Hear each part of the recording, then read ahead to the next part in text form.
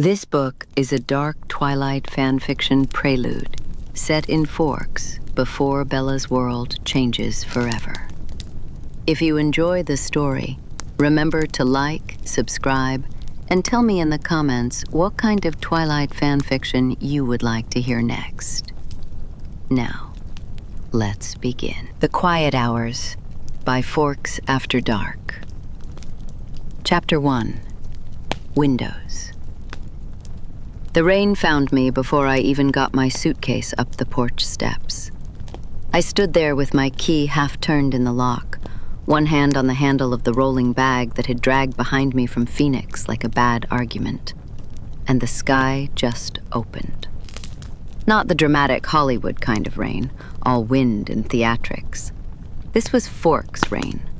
Patient, thorough, and completely indifferent to my arrival. It had been doing this for thousands of years before I got here, and it would be doing it long after I left. I got inside and stood on the mat in the narrow entry hall, dripping onto linoleum while the familiar smell of Charlie's house settled around me, like something I'd filed away and half forgotten. Gun oil and old coffee, and the faint cedar of whatever he cleaned the floors with. Not unpleasant. Just not mine. That had been 8 days ago. I was still learning the smell of the place, still catching myself listening at night for the particular sounds of Renee's house in Phoenix, the hum of the ceiling fan and the neighbors' wind chimes, before I remembered none of those sounds lived here. What lived here was rain against the windows, the tick of Charlie's heating system, and the specific quiet of a house where one man had spent years learning not to take up too much space. I was trying to learn it too. By the Thursday of my first full week, I had a routine. I woke before Charlie, got dressed in the dark, went downstairs and made enough scrambled eggs or oatmeal for both of us, and set his portion where he could find it when he came down in uniform. He always looked slightly startled to see food waiting, then quickly schooled his expression into something more neutral, the way a man does when he's not sure if he's allowed to show how much something means to him. He'd say something about the weather. I'd say something back. We'd part ways without incident, which was, I was learning, its own kind of kindness. School was a different performance. Forks High was small enough that a new face was genuinely interesting. Which meant I spent my first week being interesting against my will. Mike Newton appeared at my elbow approximately 4 times a day, cheerful and relentless, explaining things I could have figured out from any map, telling me which teachers were lenient about late work and which lunch items were edible. His helpfulness was genuine and completely exhausting. I kept smiling at the right moments and watching his hands instead of his face, the way he gestured when he was excited about something, knocking the air with open palms like he was pushing a door that wouldn't quite give. Jessica Stanley was the one who understood social topography the way a general understands a battlefield, and she had decided, within about 45 minutes of meeting me, that the sheriff's daughter from Phoenix was a useful addition to her particular corner of the map. She walked me through the cafeteria on my 3rd day with the confident proprietary air of a realtor showing a property, naming tables and their inhabitants in a continuous low murmur as we carried our trays. That's Tyler's table. They're fine. They're mostly harmless. That's Lauren and her people. You can sit there, but Lauren decides whether you belong within like 3 weeks, so I'd wait. That corner is it used to be the Cullen table, but they're all away right now. I glanced over at the empty corner table. 2 long benches, a window looking out onto the courtyard and the gray sky. Who are the Cullens? Dr. Cullen's kids. There are 5 of them, all adopted, and they're sort of... Jessica paused to pick up a fork, deciding something. Weird. In a nice way, mostly. They do this family camping thing, like multiple times a year, which in January is very strange, but whatever. They'll be back eventually. They always are. I glanced at the table one more moment, registered it as empty, and looked away. There were more interesting things to watch, like the girl sitting by herself near the back wall. She had a sketch pad propped against the table's edge, and she was eating a sandwich with the focused, economical movements of someone who had long ago decided that food was fuel and not an event. The sketch pad was the real point of interest. She held a pencil in her left hand, the pencil moving in slow, private strokes over the page, without her seeming to look at it directly. Watching without watching. I recognized the technique because I used it myself, just with eyes instead of pencil marks. "Who's that?" I asked. Jessica glanced over with the brief assessment of someone confirming what they already knew. "Wren Halloran. She's a senior. She's kind of..." Another pause, this one shorter. "She's just really quiet. Don't take it personally if she doesn't talk to you." Angela Weber, who had appeared at my other elbow sometime in the last 30 seconds, and who had the gift of being unobtrusive in a way that felt like actual goodness rather than invisibility, said quietly, "She's in my art class. She's really talented, actually." Said Jessica, and turned me toward a different table. I sat with Jessica's group and performed, which was what I'd taken to calling it inside my own head. Not unkindly. It was just what socialization felt like when you were doing it correctly, but couldn't quite feel the bottom of it. I answered questions about Phoenix with the same several facts. I laughed at the right beats. I asked follow-up questions in the right places. And somewhere in the middle of it, I noticed that my face was doing all this mostly on its own, the way breathing works, without much involvement from whatever was happening behind it. The girl at the back table worked in her sketchpad and did not look up once during the whole lunch period. The following Monday, I found the library. I hadn't planned to. I'd simply turned the wrong way trying to find a bathroom and pushed through a set of double doors and stopped, because the room on the other side of them was dim and smelled like old paper and radiator warmth, and it was completely, beautifully quiet. The Forks High Library was not a large room. 3 walls of shelves that didn't quite reach the ceiling, a handful of study tables with chairs that had lived their best years in a different decade, and along one wall a set of low windows that looked out at the playing field and the tree line beyond it, which was today obscured by a steady curtain of rain. The fluorescent overheads were only partially on, the nearest bank left switched off, so the room existed in a pleasant gray half-light that felt more like late afternoon than midday. There was one other person there. The girl from the cafeteria table sat in the chair nearest the far window, sketchpad on the table, pencil moving. She was not looking at me. She was not looking at the rain either. Her eyes were on the paper, which meant she must have felt the door and heard my footsteps, and was choosing, with complete conviction, to go on not looking. I respected that. I chose the table furthest from hers without making a decision about it, took out my own book, and read. For about 12 minutes, we shared the silence of 2 people who both preferred quiet to talking, and neither of whom wanted to be the one to disrupt it. The rain moved against the windows. Somewhere in the stacks behind us, a small electric heater ticked. Then the girl said, without looking up from her page, "The chapter on the Bennett sisters? Or the one where Collins proposes?" I looked up. She was still drawing. Her pencil hadn't stopped. "Pride and Prejudice?" I said. "Your bookmark placement." She gestured faintly at my book with the end of her pencil. "Could be any of the middle sections, but you have the look of someone in the Collins arc, suffering in a literary way." I looked down at my copy, which was my battered Penguin paperback with the creased spine I'd carried since 9th grade. "How did you know what book it was?"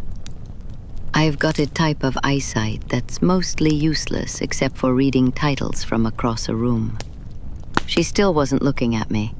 Her pencil moved in a steady leftward arc. It's basically a superpower for this particular context. I almost smiled. Cullen's proposing, I said. You're correct. Painful section.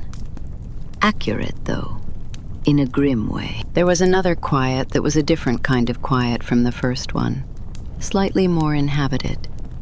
She turned a page in her sketch pad and began again, with no apparent transition, no hesitation, just the new white space arriving and the pencil moving into it, as if picking up a thought that had been paused. I'm Bella, I said, because it seemed rude not to, and also because I found I actually wanted to. Wren, she said. I know. Jessica told me. A very brief, very controlled flicker of something crossed her face. Not quite a smile. More like the motion a smile might make if it decided not to fully commit. I can imagine how that went. She said you were quiet and not to take it personally. The pencil paused, just for a beat. That is simultaneously the most and least accurate thing Jessica has ever said about me. I went back to Collins and his extraordinary proposal, and Wren went back to whatever she was building on the page. And the rain set its piece against the windows, and it was the most comfortable I had felt in 8 days. That was the part I had been afraid to hope for. Not performing. Just being in a space with someone else while the weather did what it wanted outside. I ate lunch in the library every day that week. Wren was there each time, always in the same chair, always already drawing when I came in. We talked in the distributed, non-continuous way of two people who are each paying primary attention to something else, which meant the things we actually said to each other had to earn their place. We talked about books, about the particular misery of small schools, about the different weights of different kinds of rain, a topic Wren had apparently developed firm opinions on, having spent her whole life under Pacific Northwest skies. I told her Phoenix rain was practically an occasion, the kind of thing you ran to the window to look at. She said that sounded exhausting. I said it wasn't the worst thing to be surprised by. I did not know yet what she was drawing. I did not ask. It seemed like asking would be reaching across a boundary she hadn't quite moved yet, and I found I was patient in a way I hadn't expected to be. Maybe because she was. The library had one other regular occupant, aside from the school librarian who materialized at the desk at intervals and smiled at us in the neutral way of someone who is pleased by quietness, but doesn't want to encourage it too much. Her name was Eleanor Bray, and she volunteered there on Tuesdays and Thursdays, and what she appeared to volunteer for, primarily, was helping students find things they didn't know they were looking for. She was old in the way of someone who had been old so gently and for so long that it felt like a quality rather than a state, like the word describes the color of her hair rather than anything about time. Silver and soft-spoken, and wearing a cardigan the gray-green of a rainy garden. The day I first noticed her, she was reshelving books with the unhurried attention of someone for whom putting a thing in its right place was its own reward. She noticed me noticing and smiled. Not the bright, forced smile I'd been collecting all week, the smiles that said, "Welcome, newcomer. Aren't we glad to have you? Make yourself at home in a house that isn't yours." This was smaller and more private. The kind of smile that says simply, "Yes, I see you there." I looked back at my book. A few minutes later, she came and sat in the chair next to the table I was using, not at my table, just beside it, with a book of her own. She read for a while without saying anything, which I appreciated. And then, without preamble, she said, "It's a particular kind of quiet, this room. Different from the rest of the building." "Yes," I said. "You found it quickly. Most students don't bother with this corner of the building until they've been here at least a semester." I considered that. It smells like a real library. She seemed to approve of this distinction. Old paper has a kind of gravity, she said. It pulls at the ones who've spent a lot of time with books. She looked at my penguin paperback, my various creases and dog ears, and then back at me. You've been somewhere bookless lately. Something about the way you're holding it. I thought about Renee's house the last 3 years, the particular busyness of it. Always something happening, always someone needing the next thing. I had read in my room a lot. Not bookless, I said, just elsewhere. She nodded as if this was a complete answer. Forks is a good place to be quiet in. If you like rain, or if you're still deciding what you like.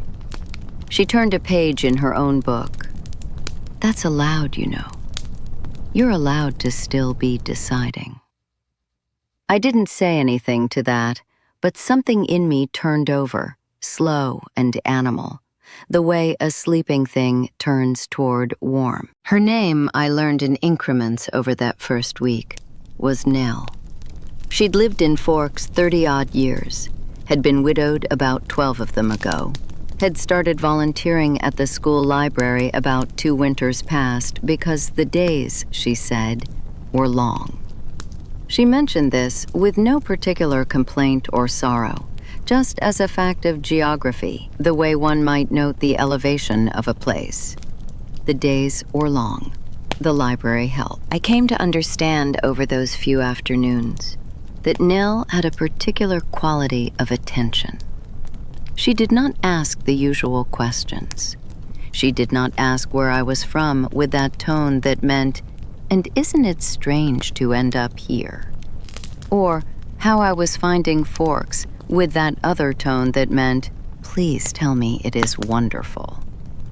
She watched instead. She listened in the wide peripheral way of someone who is used to reading between the lines of things.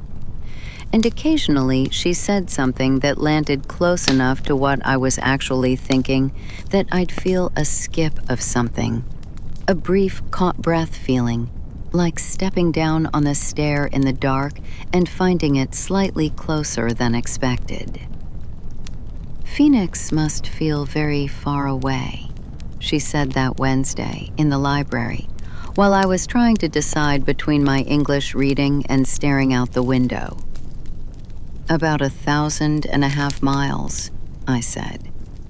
That's geography, she said, without unkindness. I meant the rest of it. I thought about Renee's kitchen, the particular yellow of the light in there, the sound of her on the phone with one of her classes, patient and encouraging. I thought about the dry air and the smell of hot concrete after a summer afternoon. I said, "I'm adjusting." "Of course you are," Nell said. "But adjustment has a kind of cost, doesn't it? Holding the old place in your head while you learn the new one. It's like carrying 2 coats." I looked at her. The gray-green cardigan, the silver hair, the small, particular smile. "Yes," I said after a moment. "That's what it's like."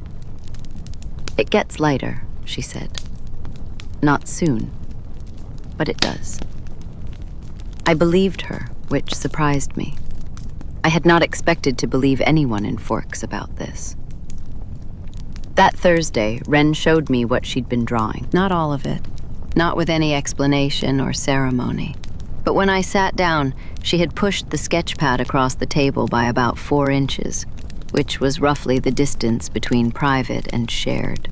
And when I looked, I saw that the page she'd left open was a drawing of the library window, the one she always sat beside, with the rain making blurred diagonals across the glass. She had drawn it with the kind of attention that finds the angles in an apparently simple thing, every drop and streak giving the window a texture it didn't obviously have. "You make things look like more than they are," I said.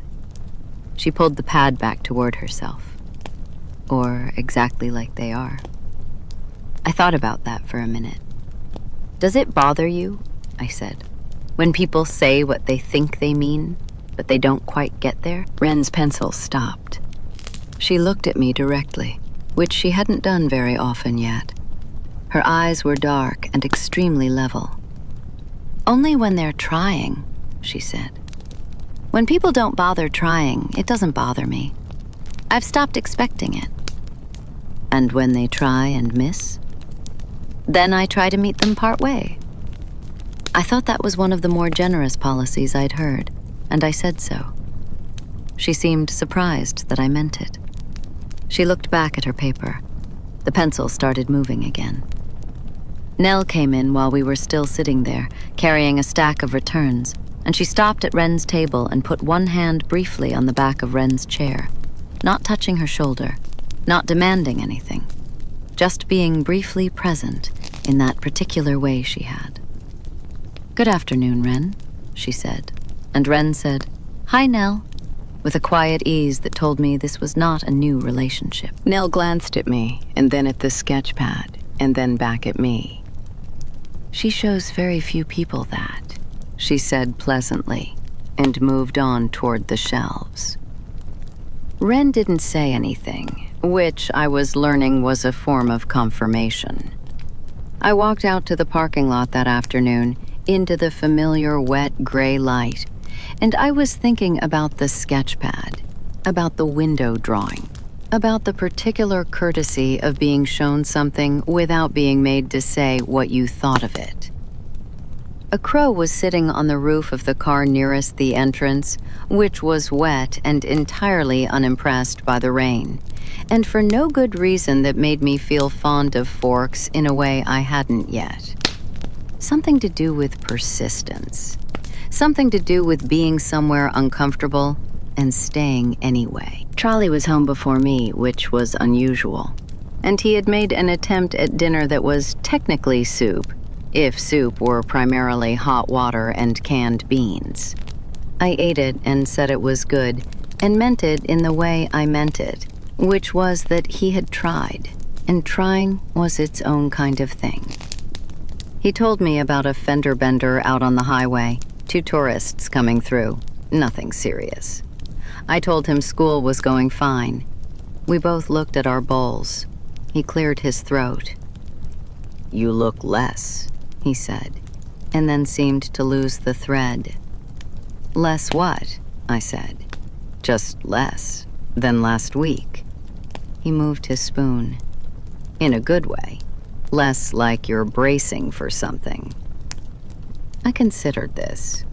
Charlie had a very low resolution of emotional vocabulary, but his actual observations were sometimes startlingly exact. "The library," I said. "I found a library at lunch. I've been eating there." He nodded. He understood the library principle. He understood choosing quiet. "Good," he said. We ate the rest of the soup. That night I washed the bowls and dried them and put them in the cabinet, and I stood at the kitchen window for a minute, watching the rain make patterns in the backyard. The yard was just visible, the grass very green and very wet, and the fence at the back edge of the property dark with damp. A plain yard, nothing remarkable about it. But I had been thinking about what Wren said, about things being exactly like they are. And there was something in the plainness of the yard and the patience of the rain that seemed right, if you looked at it the right way. I went upstairs and read in bed until I fell asleep. The following Tuesday, I was back in the library before the lunch bell had finished, and Nell was already there, a cardigan the color of old heather this time, instead of gray-green, and she had a thermos of tea, which she poured into 2 cups without being asked, and set one end of the table. "How was the weekend?" she said. "Quiet," I said. "Charlie took me to this diner out on the highway. The pie was very good." "Cherry or apple?" "Apple. Cherry pies always look better than they taste, I think. Apple ones can just be honest." She smiled at this. "You spent the rest of it reading." I had. Most of Saturday had been Wuthering Heights and the rain, and a very warm blanket. I had not called Renee, though I'd thought about it 3 times, because the conversations lately had a particular quality of effort in them. Renee working hard to believe I was fine, me working hard to make her believe it. Both of us constructing a version of my life in Forks that was acceptable. It was exhausting, and I'd decided on Saturday that I needed a day off from being fine, for someone else's benefit. "Yes," I said. "Good," said Nell. "That's the right way to spend a January." I picked up my tea. It was chamomile, which I hadn't asked for, and which was exactly what I would have chosen. "How did you know I like chamomile?" I asked. "I guessed," she said without looking up from her own book. I accepted this. There was no particular reason to push it. Some people were good guessers. We read together in the good, inhabited quiet, and Wren came in 10 minutes late with a look on her face that meant something had happened in the hallway that she was declining to discuss. And she sat down and opened her sketch pad to a blank page with the focus of someone choosing to let a thing go. "Bad hallway?" I said. "There are only bad hallways," she said. "Some of them are just quieter about it." Nell laughed, soft and brief, which was a sound I hadn't heard from her before. It was a real laugh, the kind that arrives without permission. I looked at her. She had already gone back to her reading. The week turned. I learned Wren's schedule well enough to wave to her in the corridor, which was not the same as fully existing to each other in the social daylight of the school, but which was a kind of flag planted. She waved back each time with the economical sincerity of someone for whom a wave is a considered commitment.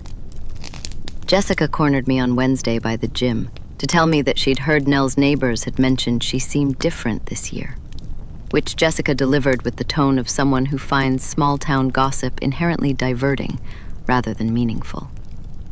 "Like she changed over the winter somehow," Jessica said. "But she's old, so probably it's just, time doing what time does."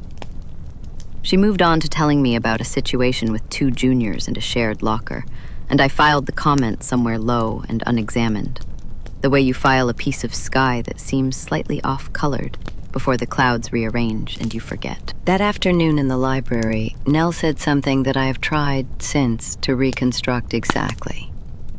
I had been thinking about the house in Phoenix. Not Renee's current house, but the one before. The one with the big front window that Renee used to leave the curtain open on because she said it was important to let the light in. That a closed curtain in daytime was a form of sadness. The house Renee sold after she married Phil, and we moved, and I had never quite recalibrated to the new one. I had been thinking about how the windows in the new house in Phoenix had always felt provisional, never quite mine. I had been thinking about this, not saying anything, not doing anything that would make the thinking visible.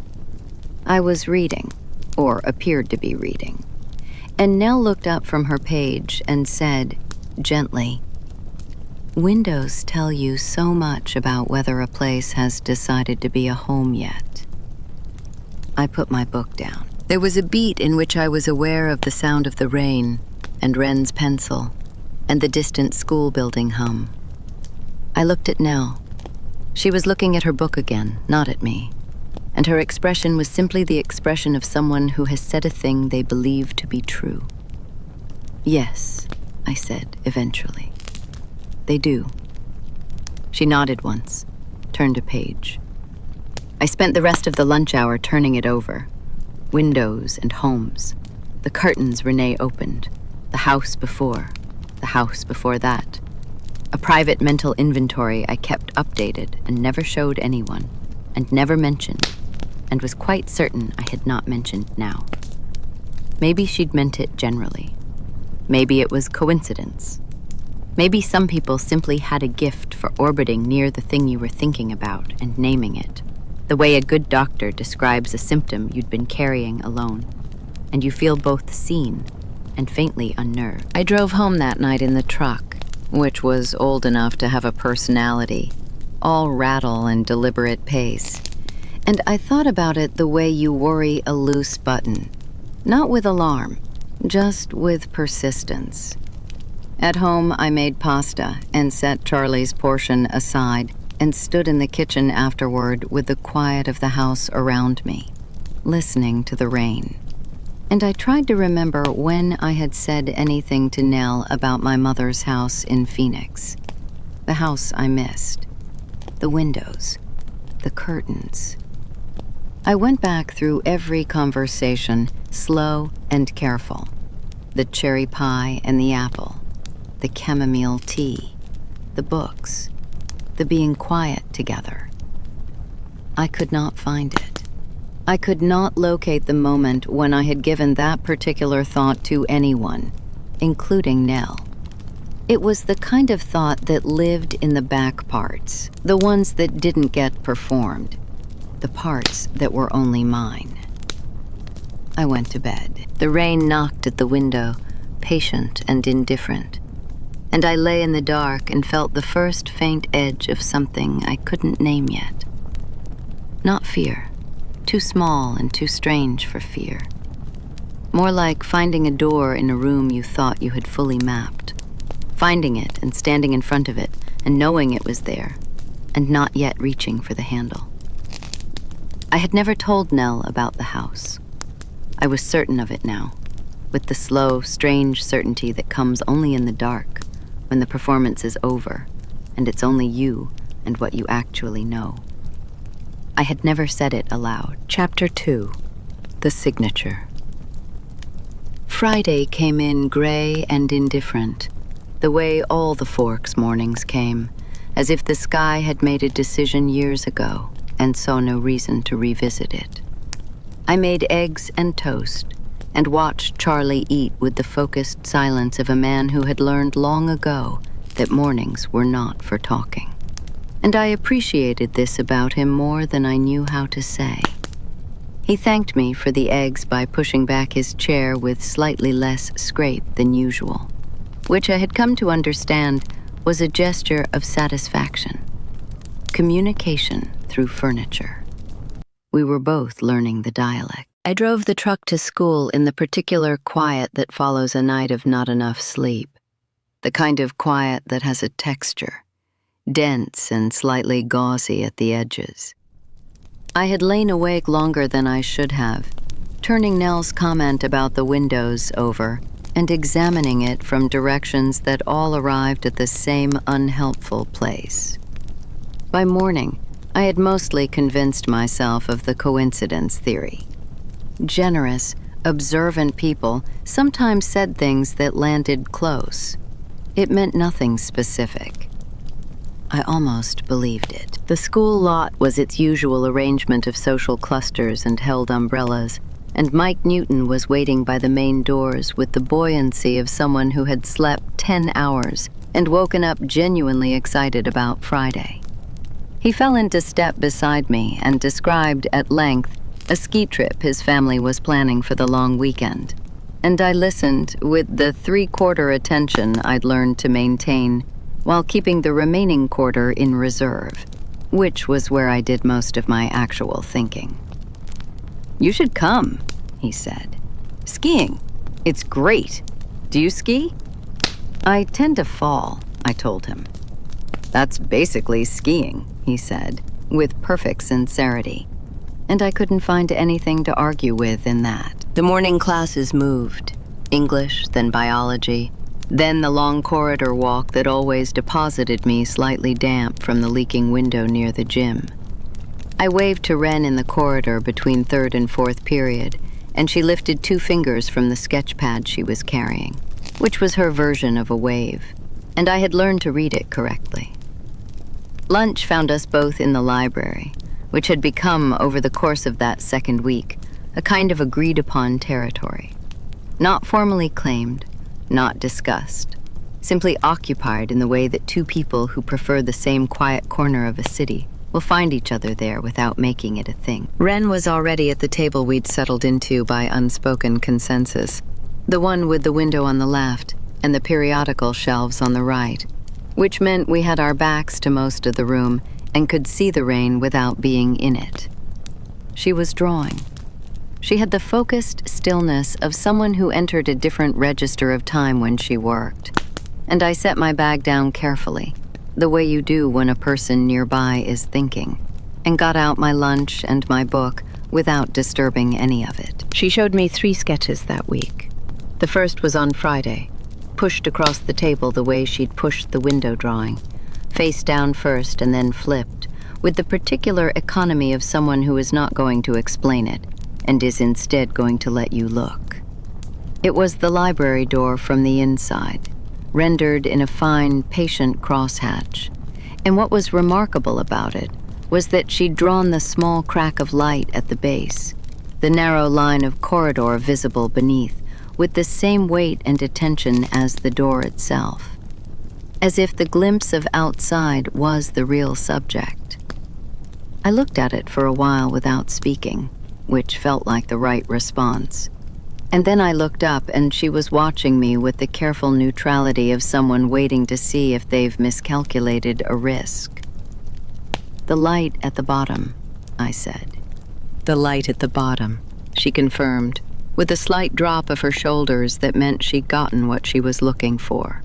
And she turned the sketchpad back around and added a line to something else. We did not always talk at length. Some lunches were mostly reading, mostly drawing, punctuated by occasional remarks that seemed to appear from nowhere and were not required to go anywhere, like weather observations between people who already know the weather. She told me on Monday of the following week that she'd had a recurring dream about a house she'd never been in, which she said not as an invitation for me to interpret it, but simply as a fact. And I said I thought that was more common than people admitted, and she said she thought most things were, and that was more or less that. Nell was there on Tuesday, as she always was on Tuesdays, with her thermos and her reading glasses, and the unhurried manner of someone for whom a library was a natural habitat. She greeted Wren first, by name, and Wren responded with the easy familiarity of long acquaintance, a quiet nod that contained within it something like comfort. Then Nell looked at me over the top of her glasses and said she hoped Monday had been tolerable, and I said it had been approximately tolerable, and she seemed satisfied with this accounting. I had come back into the library that Tuesday with my coincidence theory intact, and my intention to simply observe Nell more carefully, which was what I did when I couldn't explain something. I observed. I was good at observing. It was the one thing no one needed to teach me. She was exactly as she always was, warm and quiet, and intermittently present in the way of someone who enjoys company without requiring it to perform.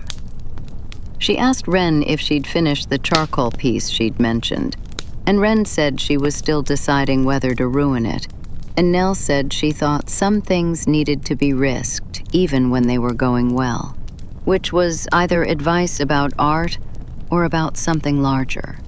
And Wren considered this with her pencil tapping once on the table. Nothing uncanny happened on Tuesday. I poured my own tea, which I'd brought in a thermos from home, and I read my book and listened to the rain, and by the end of the lunch hour, I had talked myself down to a low, manageable murmur of unease that I kept tucked behind my sternum, where it couldn't interfere with anything. Thursday was different. Nell arrived 10 minutes into the lunch hour with an apologetic look and a story about the librarian needing help with the new periodical catalog. And she settled in across from Wren and began sorting through what appeared to be a small stack of overdue notices, which she was apparently helping to organize. I was reading. Wren was drawing. It had the quality of a room running smoothly on its own. At some point, Nell looked up and said conversationally, "I was thinking about what you said last week." I put my book down. What I said? "About the Austen," she said, with a mild nod toward the Penguin paperback. "The difference between the characters who know they're performing and the ones who don't." There was a pause, not long, but present. I had not said that. I had thought it, on the Wednesday of the previous week, while reading the Collins proposal section. I had thought, specifically, that the difference between Collins and Elizabeth was not intelligence, but self-awareness. That Collins performed because he genuinely could not see the performance as performance. And I had thought about whether that was more frightening or less frightening than the alternative. But I had thought it. I had not said it to Nell. I had not said it to Wren, who had been there, or to anyone, because it was the kind of half-formed observation I turned over privately without broadcasting it, the kind that felt too raw and particular to say aloud. "Right," I said. Nell nodded again and returned to the overdue notices, and said something about Collins being a study in sincerity of the wrong kind. And I sat with my book open on the table and stared at the page without reading it for the remainder of lunch. Wren glanced at me once, briefly, and I could not read her expression. She turned back to the sketch pad. I told myself in the truck on the way home that I had said it. That I had said it and forgotten saying it, which happened. Conversations ran together. A person could lose track. But the thought had a particular quality in my memory, the quality of something that had never been out in the air. And I kept running the test of it and arriving at the same answer. I had not said it. The second instance came on the following Tuesday. By then, I had spent 5 days in a specific kind of company with myself. The kind where you double-check everything, and I had been careful in the library, careful to keep my thoughts behind my face. I had been observing Nell with what I hoped was subtle attention, which felt ungrateful and strange, because she had been nothing but kind to me, and I had no theory that made any sense of what I was observing, which was that she was simply herself, gentle and warm and unhurried. And there was absolutely no evidence of anything wrong, except for 2 things I could not explain. She was sorting the reading card on Tuesday, sliding books back into their call number order, and I was thinking about Renee. Not the letter I'd written, not the performance of being fine, but the actual fact of missing her, which was something I kept in the private register because it felt too much like self-pity, and because it had nowhere to go in a conversation without pulling the whole scaffolding down. I was thinking about the particular shape of missing someone who wasn't in danger, wasn't lost, just elsewhere. The specific texture of it. I had these thoughts and kept them quiet, and then Nell said, sliding a book into its place, "Missing someone who isn't gone is its own particular weather." I put my pen down. The sound of the rain was very clear. "Yes," I said, because I did not know what else to say. Nell moved to the next shelf. She didn't look at me. Her expression was simply the expression of someone who has said a thing they found to be true. I watched her for the rest of that lunch with the slow, cold feeling of a person who has noticed that the room they are standing in is different from the room they walked into, even though every object is in its place. The second instance was not a conversation she had misremembered. There had been no conversation. And the phrase itself, its own particular weather, had the small, specific quality of something that had been listened to, not guessed at. The way a photograph captures not just a face, but the exact angle of light in that room on that afternoon. After school on Wednesday, Jessica appeared at my elbow between the parking lot and the main road, her umbrella slightly too small, and her disposition entirely unimpaired by this. She had, she said, been meaning to tell me something she'd heard at the diner on Saturday, which was that Mrs. Henderson on Maple had said Nell Bray had become a completely different person this year. Not bad, different, Jessica clarified, with the precision of someone who understood the distinction mattered socially. Like, apparently she used to be nice, but kind of reserved, wouldn't really have you in for coffee or whatever.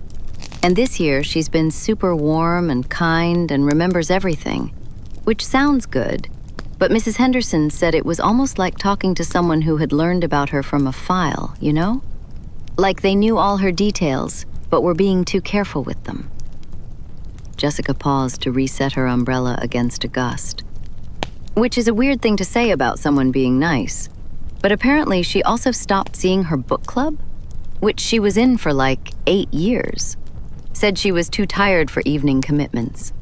And she doesn't have the bird feeder out anymore. And she always had the bird feeder out, which is how I know it because my mom mentioned the bird feeder specifically. Like that was the detail that mattered most. She tilted her head. I feel like small towns are really about bird feeders. I said I was starting to understand that. I drove home on the long way, which added 4 minutes to the route and took me down Maple Street. And I drove slowly enough that I could look at the Bray house as I passed it. It was a modest house, white clapboard, a front porch with a wooden railing painted dark green. The garden was the sodden January version of itself, a few shrubs in their winter shapes. The windows had their curtains drawn, both of them, the front parlor window and what I took to be the bedroom above, thick curtains that hung all the way to the sill with no gap. Not the curtains of someone who'd stepped out, the curtains of somewhere that didn't want to be seen into. Renee's house had always had its curtains open, even in the new house, the one that never felt quite mine. I drove home. I made soup from the tomatoes I'd found in the back of Charlie's cupboard, and a heel of bread I'd left from the day before, and I ate it standing at the counter because I needed something to do with my hands.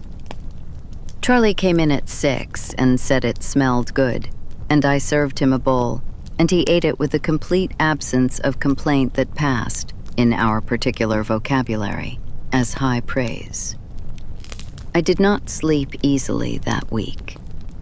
The stranger appeared on Thursday. I had stayed late in the library after the lunch bell, long enough to return a book I'd finished, and to check something in the periodicals that turned out to be filed under a different heading than I'd expected. And I came out of the building through the side door by the gym, because the main corridor was backed up with people heading to the student lot, and I preferred the longer way around. The rain had eased to the kind that didn't announce itself, the fine, persistent variety that wet you through before you'd noticed it had started.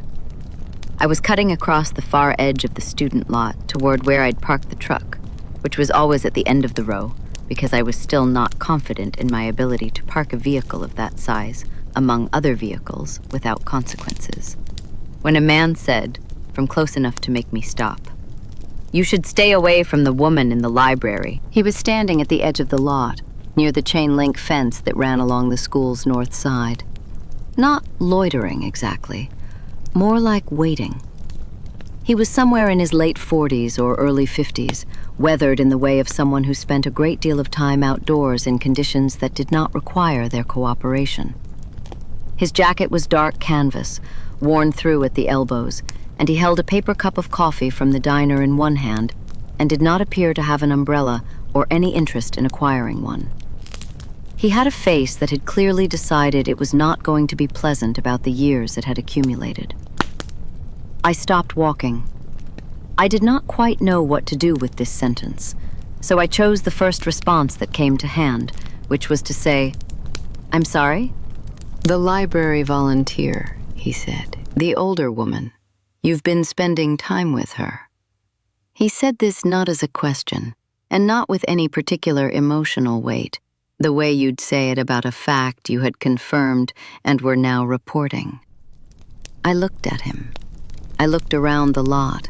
There were other students, other cars, the ordinary November dispersal of a school day ending. No one was paying attention to us. I was also, I realized, standing close enough to the side door that I could turn around and be back in the building in perhaps 4 seconds. "I don't know who you are," I said. "No," he agreed. "And I'm not sure why you're telling me who I should spend time with." "I'm not telling you," he said. "I'm advising you." He turned the paper cup in his hands, a slow quarter rotation, and looked at me with an expression that was neither threatening nor warm, simply focused, like a person assessing a situation they have been in before and are not pleased to be in again. How long have you been coming to the library? That's not your business. No, he said again. It's not. He appeared to consider this accurate rather than stinging. How long has she been saying things that surprise you? I felt something go still in my chest. Not the outside of me, which I was maintaining with some effort in this standard arrangement, but somewhere interior, a quieting down. I don't know what you mean, I said. He looked at me without any change of expression. He had the eyes of someone who had been lied to often enough to stop being interested in the lie, and had begun simply waiting for it to pass. You don't need to tell me what she's said, he told me. And his voice, I noticed, was flat and without ornament, each sentence given exactly the weight it needed and no more. I don't need to know the content. I've seen the signature 100 times. There's a pattern the thing has. He stopped, drank from the cup, set his gaze somewhere past my shoulder for a moment, as if recalibrating. It listens. For a long time, before you notice, it listens and collects. And then it starts returning things. Thoughts, phrases, the private things you carry around but don't say out loud. It offers them back to you with a half-second gap, like it's reading from notes. He looked at me again. It will have started doing that already. Your own unspoken thoughts handed back to you. Hasn't it? It was not a question. The sentence had the shape of a question, but the pressure of something already known. And I stood in the fine rain and felt the cold of it working through my jacket, and said nothing for long enough that the nothing was its own kind of answer. I don't know what you're talking about, I said. The words came out thinner than I'd intended. He didn't respond to this directly. He looked at me for a moment with an expression I couldn't categorize, something that wasn't quite pity and wasn't quite impatience. And then he said, the neighbors notice things first. The small things. The bird feeder. The curtains. The way she stopped seeing the people she'd known for years. He paused. Those are signs of the transfer beginning. The original is hidden away, and the thing that's wearing her face needs privacy to do the rest of what it does. The rain ran down the back of my neck. I had not brought a sufficient hood. The original, I repeated. The real woman, he said. He said it flatly, without drama, the way you'd say the real key or the real address, as a distinguishing descriptor and nothing more. The one whose house it sleeps in and whose life it's wearing. I looked at his face. He was not, as far as I could tell, the kind of person who said strange things for effect. He had none of the qualities of someone performing. There was no self-consciousness in him, no monitoring of my reaction to adjust toward it. He said these things the way you say directions to somewhere, procedurally, because the person needed to arrive and you were not going to dress it up. What are you? I said. Someone who has seen this before. His jaw tightened once, briefly, and then released. Someone who should have moved faster the first time. I stood there. The school lot was quieter now, the last of the buses pulling out, a handful of cars remaining. The rain went on, not announcing itself. Who are you? I said. He didn't answer that directly. He looked at the school building, then back at me, with the air of someone making a decision about how much to say. My name doesn't matter, he said. What matters is you've been in that library every day for 2 weeks. And the woman in there has been paying you a particular kind of attention. And there's a sign that comes with that kind of attention. A signature. He looked at me steadily. Things you've never said aloud. Things that live in the parts of yourself you don't perform for anybody. She'll have started finding them, giving them back. A half beat late, like a recording. That's not intuition. That's not luck. That's how it works. He tilted his head slightly. Hasn't she? The world arranged itself into two possibilities. This was a person experiencing a serious departure from reality, or it wasn't. I knew in the private place that didn't lie, which it was. You should stay away from her, he said. He drained the last of the coffee and held the empty cup without discarding it, with the habitual consideration of someone who cleaned up after himself in places where he couldn't afford to leave traces. I know that's not easy. These things are careful. They choose people who are lonely, who want to be understood. He paused on the word briefly, a fraction of a wait. And they get very good at being what those people need. He looked at me one more time, something in his face that was not comfortable to look at. But the woman whose face is on that thing has been gone since winter. And the longer you go back in, the more you hand it. He walked away along the chain-link fence toward the road, not quickly, not looking back. The way someone leaves who has said what they came to say and has nowhere particular to be afterward that is better than this. I stood in the rain until his jacket disappeared around the corner of the fence. I got in the truck. I sat with my hands on the steering wheel and did not start the engine for a long time. The thing he'd said moved through me in pieces, arranging and rearranging. Not the strange parts, not the word for what he'd implied was wearing Nell's face and her cardigans and her particular way of pouring tea. Those parts I couldn't hold yet. They were too large and too wrong, and I set them aside in the way you set aside a piece of information that your brain has received but cannot yet process, like news of something that hasn't become real. What moved through me instead, immediate and precise, was the smaller thing, the signature he'd named. Your own unspoken thoughts, handed back to you with a half-beat gap. Windows tell you so much about whether a place has decided to be a home yet. Missing someone who isn't gone is its own particular weather. I was thinking about what you said last week, about the Austin, each one with that quality. The quality I had noticed and tried to explain away, and had managed each time to file under generous coincidence or uncanny gift. The quality of a recording catching up. The rain was very loud on the roof of the truck.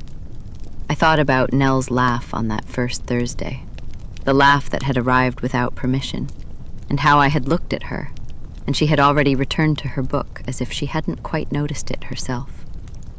I thought about the warmth she'd given me, which was real, and which I had needed, and which had been, over those 2 weeks, as close to being genuinely seen as anything I had found in Forks. And I sat in the cold cab of the truck and felt the precise cost of what the stranger had said, which was that the thing I had valued most in this cold, gray town was also the thing I could least explain. I started the engine. The truck engaged with its usual deliberate rumbling, the engine note of something that had decided on its own schedule and would not be rushed. I drove to Charlie's. I made dinner. I set Charlie's plate out, and he came in at 6:30 and ate it, and said something about the weather that was really, I understood, something about me being there and it being fine. And I said something about the rain that was really something about how I was finding that out too. And we ate together in the specific quiet of two people who were slowly learning to hear each other. After, I stood at the sink and washed the dishes in the dark window that showed me the backyard going black in the evening. And I thought about what the stranger had said. The pattern. The signature. Things you've never said aloud. Things that live in the parts of yourself you don't perform for anybody. He had not told me what she had said. He hadn't needed to. He had only named the pattern, and I had confirmed it in my own chest before I could choose not to. The comfortable certainty of the coincidence theory was gone now. I could feel the precise space it had occupied, the way you feel a filling when it goes missing, a gap where something solid was. I stood with the familiar weight of what I actually knew pressing down through me, and it was the weight of a door I was no longer pretending I hadn't found.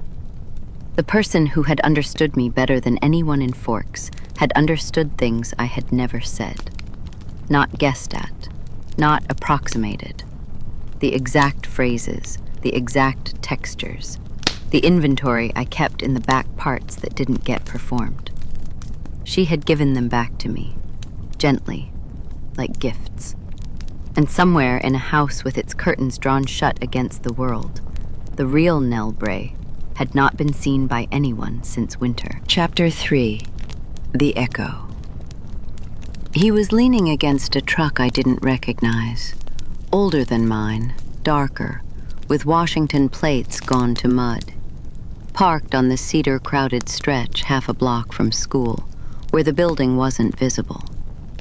Friday morning, gray as every other morning I had spent in this town. I saw the worn canvas jacket first, and knew before I saw the face. I pulled over. He didn't look surprised. I got out into the rain, and he didn't move toward shelter, which established something between us without either of us naming it. "I didn't tell you enough," he said. "No," I said. "You didn't." He took inventory of me with that same direct, uncomfortable assessment. "You went back and thought about it." "I went home," I said. "I didn't go back to the library." Something in his face shifted, not quite approval, but adjacent to it. He tilted his head toward his truck. "This'll take a few minutes." We sat in his cab with the rain loud on the windshield and the heater off. He hadn't offered his name, and I hadn't asked. I folded my hands in my lap and looked at the fogged glass, and waited. "Gideon Vance," he said at last, the way someone hands over a credential rather than an introduction. "I've been in Forks 11 days, followed the trail from Olympia. Before that, from a town in eastern Oregon where the same thing happened in February of last year. I've been watching the Bray house since I arrived." I thought about the house on Maple Street with its drawn curtains, and said nothing. "I need you to understand what it is," he said, "before I tell you what it does to people. The two things are connected. If you don't understand the first part, you won't believe the second." "All right," I said. He looked at the rain through the glass and began. "The creature." He called it an echo, and the word landed with the flat precision of a technical term, a name for what it did rather than what it was neither vampire nor shapeshifter. He was specific about this with a bluntness that suggested he had been specific about it before, to other people, and had found it mattered. It had no body of its own, no permanent form, nothing that persisted independently. What it had instead was the capacity to hold a stolen face for as long as a living, present mind looked at it and believed it was the person it wore. He paused on that word, and I heard the weight in the pause. "Believed," I said. "What does that mean exactly?" "That's the part people get wrong," he said. "They think it means you've accepted the idea, decided to trust it, reached a conclusion." He turned to look at me. "What it actually means is simpler and harder. You know how you recognize a person, how your eyes and your instincts do it before thought forms? You walk into a room and there's a face you know, and something in you registers it. That's her. That's Nell. Before any conscious process has had time to run. That registering, that automatic reaching out of recognition, that's the belief it feeds on." I sat with that for a moment. So it doesn't matter, I said slowly, whether you know the truth in your head, if your eyes still do that. Knowing changes nothing, Gideon said. Not one thing. You could know with perfect certainty what you're looking at, and your eyes would still reach for the face they recognize. And that reach is enough. The echo doesn't feed on what you decide. It feeds on what you do, reflexively, before deciding has a chance. He looked forward again at the rain. That's what makes it hard to kill. A rivulet branched down the glass, and I watched it, and thought about every time I had looked at Nell and felt, in the instinctive preceding thought part, recognized in return. When no one is looking at it, I said. What happens then? It sleeps, Gideon said, completely. No face, no form, nothing. It sinks into whatever it is when it holds nothing, and it costs it nothing. That's what it does every night, lying in that dark house. The darkness is where it rests. People assume the darkness hurts it. He shook his head slightly. The darkness is safe. The darkness is simple. No demand, no effort. It lies there, harmless and faceless, and perfectly fine until morning. But, I said, because there was clearly a but. But if a mind is present, if someone is in the room with it, it has to surface. It can't choose otherwise. The presence of a perceiving mind compels it up and holds it awake. He said this with the cadence of something he'd said many times, words that had become their own kind of lore. And if that mind then denies it, if the eyes are there but refuse to do that reaching thing, refuse to give it recognition, it's held awake with nothing to eat. Something held awake with nothing long enough will come apart. He paused. That's not sleep. It cannot become sleep, because a mind in the room forbids sleep. That's death. I thought about the precise difference between absence and denial, between the dark that gave rest and the darkness occupied by a watching mind that withheld belief, and felt the clean and terrible logic of it settle into me. When is it most vulnerable? I said. His jaw tightened. It was the first sign of anything beneath the surface.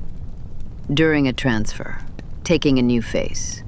It has to hold two at once for a period, the old life and the new. And while it's split that way, it can't retreat, physically cannot. Dormancy requires it to be whole, and it isn't. Catch it then, while it's split and being denied, and there's nothing to sink back to. That's the surest moment.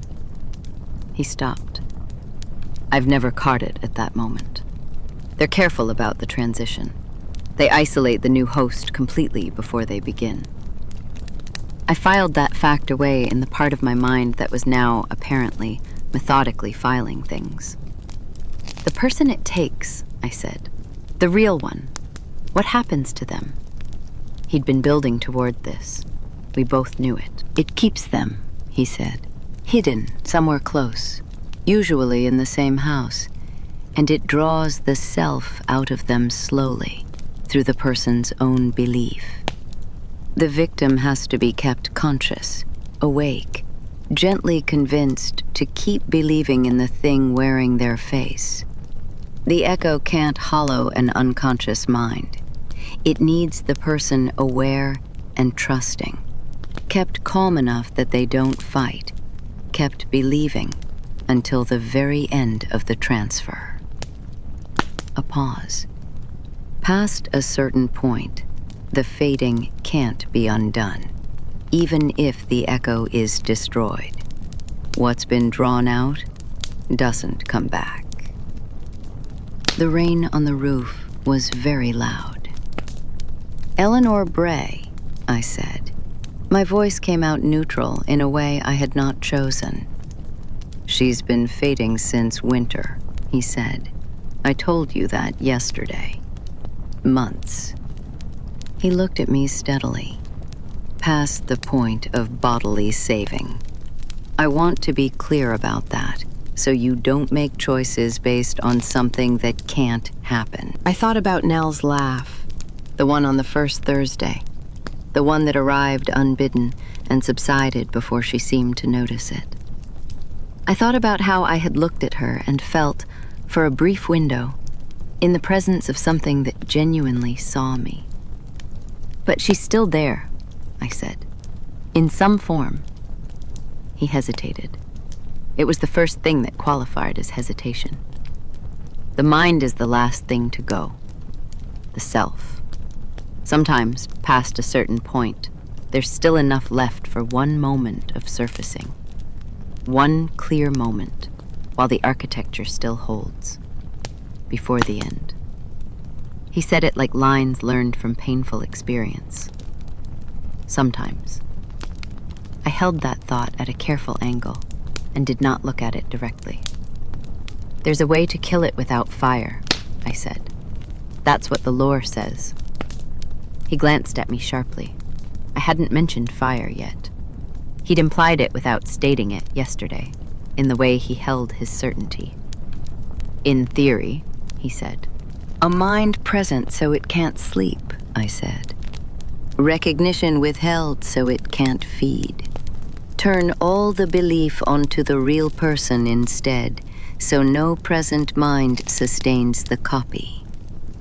That's what the lore says, he agreed, his voice gone carefully flat. You'd need the original to surface for that one lucid moment.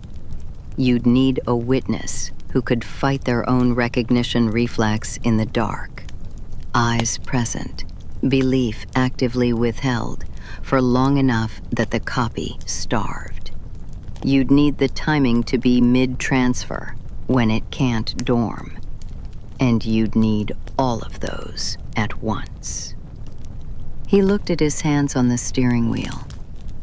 I have not, in 11 years of following these things, seen that convergence. What I've seen is people try, and the echo take them instead. Because the moment you're in that room, your eyes do the thing. You can't stop them. The recognition fires before the refusal can. He was quiet for a moment. The fire is certain. I know what the fire costs. I've used it. I understood what the fire meant. I sat with understanding it. How many? I said. His silence answered. My sister, he said then, volunteered at a rural library 4 days a week. No family nearby. Few close friends. He paused. The kind of life that goes wrong without being noticed. The kind they choose. Always the quiet lives. The ones no one watches closely. He said the word with a precise inflection I couldn't fully read yet. 2 months before I found the thing wearing her face. There was nothing left to save. I didn't know that then. He stopped. You learn to check first. The sentence that followed that one didn't need to be said. We both heard it in the space. 11 years, I said. 11 years, he said, without self-pity, which was somehow worse. I looked out at the school building visible now through the trees, its windows gray and fluorescent in the gray morning, and thought about what it cost to spend 11 years on a highway of stolen, quiet lives with only fire as a tool. There's something else, Gideon said. The one in the library. It's been preparing a long time. Eleanor Bray is near the end. It needs a new host. He turned to look at me. It has one picked out. A different kind of cold moved through me. The kind specific to already knowing what you were about to be told. Who? The girl you eat lunch with, he said. The one who draws. Wren. Her name didn't leave my mouth. It just occupied me. I've been watching, Gideon said, with the matter-of-fact quality of a man who had spent years observing without being observed. The pattern of attention. Who the echo focuses on when the primary target isn't in the room. How it studies. It had narrowed to the girl before you arrived. She has what they want. A quiet life, few close watchers, decades ahead. A younger vessel with years to use. He paused. And then you arrived and started eating lunch in that library every day and paying attention to her. The cold sharpened into something precise and specific. My being there with her is a complication, he said, for the creature. Someone who has a friend genuinely looking at them, knowing the specific texture of them, the real private thing, is harder to hollow. The echo works in the unobserved hours. It can only do the real work when the target is alone and unwatched. When there's someone who knows a person, who has truly seen them. He chose the word with care. There's less to erase. It can't take what's been genuinely seen. I thought about Wren's left-handed grip on the pencil, the way her sketches moved toward darkness rather than light, the library door drawn from the inside, the crack of corridor light given the same weight as the door itself, the small earned things I knew about her that I had not thought to file as important. But she's still at risk, I said. It'll isolate her, he said. That's what they do when a target has watchers. Move the relationship somewhere private, somewhere the friendship doesn't reach. Patient and careful. It has time. He looked at me. Less time than it had, though. It knows I'm here. They always sense pursuit, eventually. That makes this one hurry. I looked at the school building and thought about Wren inside it, somewhere, sketching in a margin, unaware of the patient attention being paid to the angle of her wrist. Stay out of the library, Gideon said. Both of you. Tell me a way to actually stop it, I said. The silence that followed was not comfortable, but it was honest. He didn't claim to have the answer, and I didn't press him for it. We sat in the cold cab, and the rain came down, and I thought about recognition reflexes, and about what it cost to be the kind of person who showed up in a school parking lot with hard information and nowhere particular to be afterward. I went to first period 7 minutes late. The teacher said something about habits and early mornings, and I said yes and sat down and spent 50 minutes thinking about what eyes do before thought forms. The weekend passed in the close interior way of Forks weekends, rain steady against the windows. Saturday, I drove for a light bulb Charlie needed and came home and put it in and made beef stew from a recipe I found wedged behind the refrigerator. Charlie ate it and said it was good in his understated way, meaning it entirely. We watched a game that evening at opposite ends of the couch with coffee mugs, and I thought about two things simultaneously. The way the echo had been returning my private thoughts to me since the first Thursday, and the way Charlie showed care through proximity, through showing up quietly at the same table. I sat with the difference between those two things and thought about what that difference was made of. Sunday, I opened my paperback Austen and did not read it. I thought about Wren. I called Renee in the afternoon, a call overdue by days, and performed the version of myself that was managing fine. Yes, the rain. Yes, it's cold. Yes, Dad is fine. And listened to her tell me about a pottery class and a man she'd met there. and I thought about performance, about the gap between the face you present and the self underneath, and about how the echo could apparently study one with great precision, but couldn't find its way into the other. By Monday, I had made a decision. Not to go back for Nell. Not for anything the echo might give me. I was going back because Wren was there, and Wren did not know what was watching her, with its soft, cataloging patience, building its inventory of her habits and her private gestures, waiting for the moment to move her somewhere alone. I sat at my usual table with my lunch and my book, and I watched. Not directly. I had always been better at sideways attention than most people, at collecting data without appearing to collect it, at observing the peripheral while seeming absorbed in the center. I had spent years at Renee's kitchen table doing it, watching my mother move through her enthusiasms and her moods without being noticed watching. And I understood now that this talent was also exactly what the echo possessed, and that the symmetry was not a comfortable thing. Wren arrived at 12:17 and settled into her chair and opened her sketchpad. Tuesday, which meant Nell would be in. Nell arrived at 12:32. I heard the soft tread of sensible shoes on linoleum and the sound of a cardigan sleeve brushing the spines of shelved books. And my peripheral vision did what Gideon had said it would do. Reached without permission, found the familiar shape of silver hair and a soft gray cardigan, and filed it as Nell before I could intervene. I let it happen, and kept the thinking part of me somewhere separate, noting the sensation, refusing to trust it. She greeted Wren first, a low comment I caught only in pieces, something about what Wren was drawing. Wren answered in 2 syllables, slightly warmer than her public register. That comfortable familiarity I had once found charming. I thought about it differently now.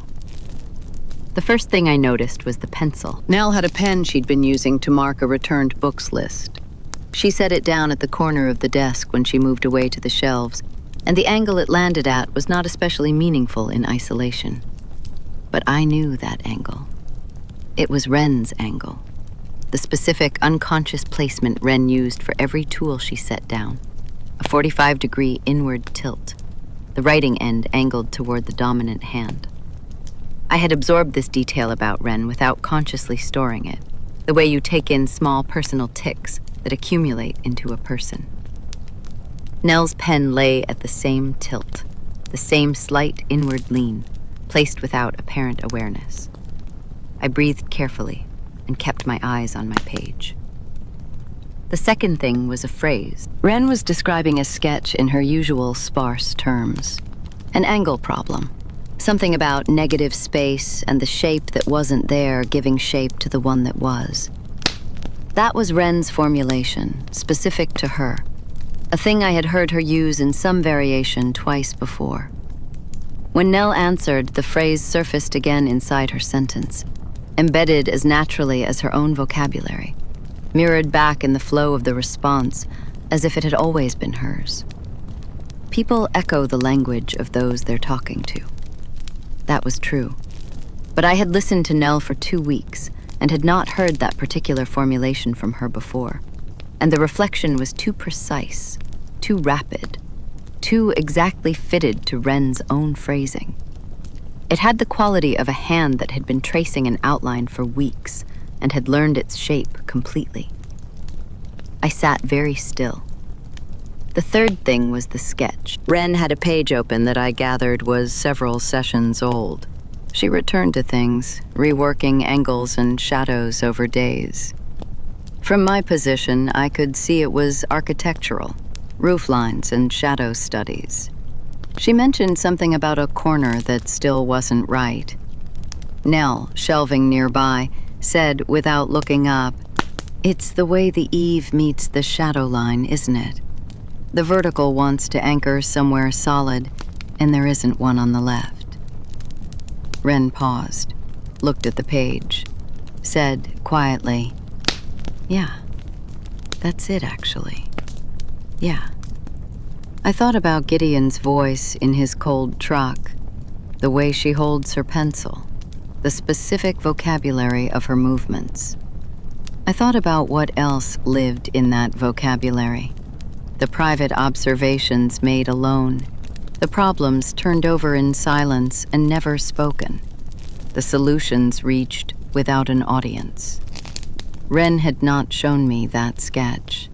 She had not, as far as I could reconstruct, discussed that compositional problem with anyone. I ate the last of my lunch without tasting it, and understood that everything Gideon had said was true, and that it was worse, encountered in the actual, than it had been in the telling.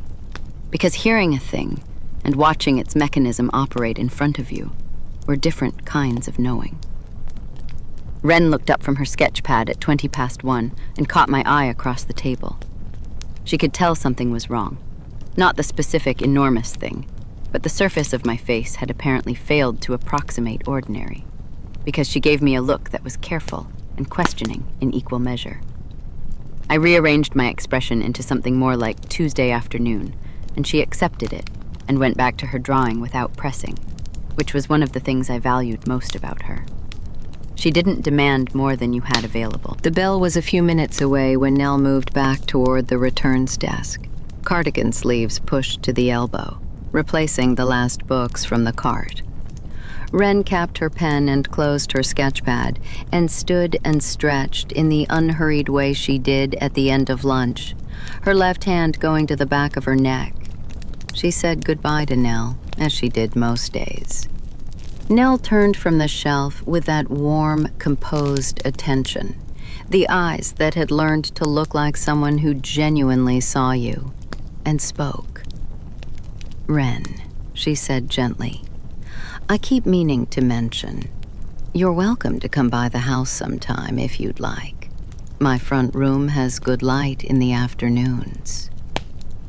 A small, unhurried pause. Away from all those eyes. I went very still. Wren shifted her sketchpad from one arm to the other. She did what she always did when something shifted in the terms of an established relationship. The brief internal recalibration, the small movement of her shoulders that meant the wariness was awake and checking. I knew that movement. I had watched it and stored it without deciding to, and I understood now that this stored knowledge was the precise thing the echo was working against, the obstacle it was trying to route around. "Yeah," Wren said then. Her voice was careful, the word tried tentatively, like a step onto ice she couldn't fully gauge. "Yeah, maybe. That could be nice." "Whenever suits you," Nell said, warm and undemanding, and returned her attention to the cart. Wren glanced at me as she shouldered her bag, a brief, slightly self-conscious look, the look of someone who had said yes to something social and wasn't entirely sure how it sat. And then she was through the library door and gone into the noise of the corridor. I stood at the table with my hand on my book and did not move for a moment. I thought about the long, slow patience that had been building toward that small, warm offer. I thought about the specific precision of the phrase, "away from all those eyes," directed at a person for whom the eyes of others had always been the thing that chafed most. I thought about what Gideon had said. They isolate. They move the relationship somewhere the friendship doesn't reach. Patient and careful. From the back of the stacks came the soft, continued sound of shelving, unhurried. I picked up my bag and walked out of the library into the corridor, and the ordinary noise of the school day came up around me. And I walked through it, thinking about a front room with good light, and about a house on Maple Street where the curtains had been drawn since winter, and about the particular patience of a thing that had been waiting for months for exactly this. The moment a guarded girl, who trusted no one, said yes. Chapter 4. The Original. The back door to the Bray house opened on a loose hinge, the way doors do in old houses whose owners have long since stopped maintaining them out of a gradual forgetting rather than neglect. I stood on the back porch in the failing afternoon light, my hand on the knob, and understood that I was the kind of person who waited for certainty before crossing a threshold. I had run out of time to be that person. I went inside. The kitchen was dim and smelled of dish soap and something underneath it. Something that wasn't unpleasant, but was wrong, the way a photograph is wrong when the color has shifted slightly from what your memory holds. Dishes were stacked and dry in the rack beside the sink, arranged in the careful way of a single person who lives alone and has no reason to rush. A calendar on the wall still showed November. A bird feeder hook stood empty outside the window above the sink, and the glass pane was filmed with the slow accumulation of winter that meant no one had cleaned it from the inside in weeks. I crossed the kitchen without touching anything and went down the short hall. The curtains were drawn everywhere, which meant the house held that particular quality of darkness found only in rooms that have not admitted light in a long time. Not the natural dark of evening, but something older and more deliberate, as if the house had decided to keep its business private. The room at the end of the hall had its door not fully closed. Through the gap, I could see nothing at first. I pushed the door open slowly and let my eyes adjust. She was in the small armchair by the far wall, white-haired, still, her hands folded in her lap with the passivity of a person who had forgotten, gradually, how to hold them any other way. She was breathing. I had to watch for several seconds before I was sure of that. The movements were so slight, the chest rising with the hesitance of someone performing an unfamiliar task. The cardigan she wore was the color of old cream, and it was not clean. The hands folded in her lap were thin in a way the Echo's hands were not, the skin sitting looser on the bone, the knuckles prominent in a way that spoke of weeks rather than the usual unkindness of time. This was Eleanor Bray. Not the warmth in the library, not the voice that knew what I had never said. This was the woman who had stood with her back to the shelf, putting books away every Tuesday and Thursday for 2 winters, who had stopped attending her book club of 8 years and let her bird feeder go empty, and whose neighbors had murmured she had become a different person this year. This was the one being drained. I crouched beside the chair and said softly, "Mrs. Bray." Nothing happened for a moment. Then the hands shifted very slightly, one finger uncurling from the others, and her face moved. Not the eyes opening, not anything so complete as that, but a tension crossing the features, a pulling of the muscles around the mouth that might have been the beginning of a word. The expression was there, and then it subsided, and the stillness came back. But the stillness was different now. It had answered me. I stayed down a moment longer. I memorized the room, the window behind the left curtain, the chair's position, the distance from the door to where she sat. I fixed it in my mind with the deliberate care of someone who knows they will need to find this exact spot in the dark, by feel, under pressure, and cannot afford to misremember. Then I stood and went back through the kitchen and pulled the loose door quietly shut behind me, and walked through the wet grass to the road, and drove home without turning on the radio.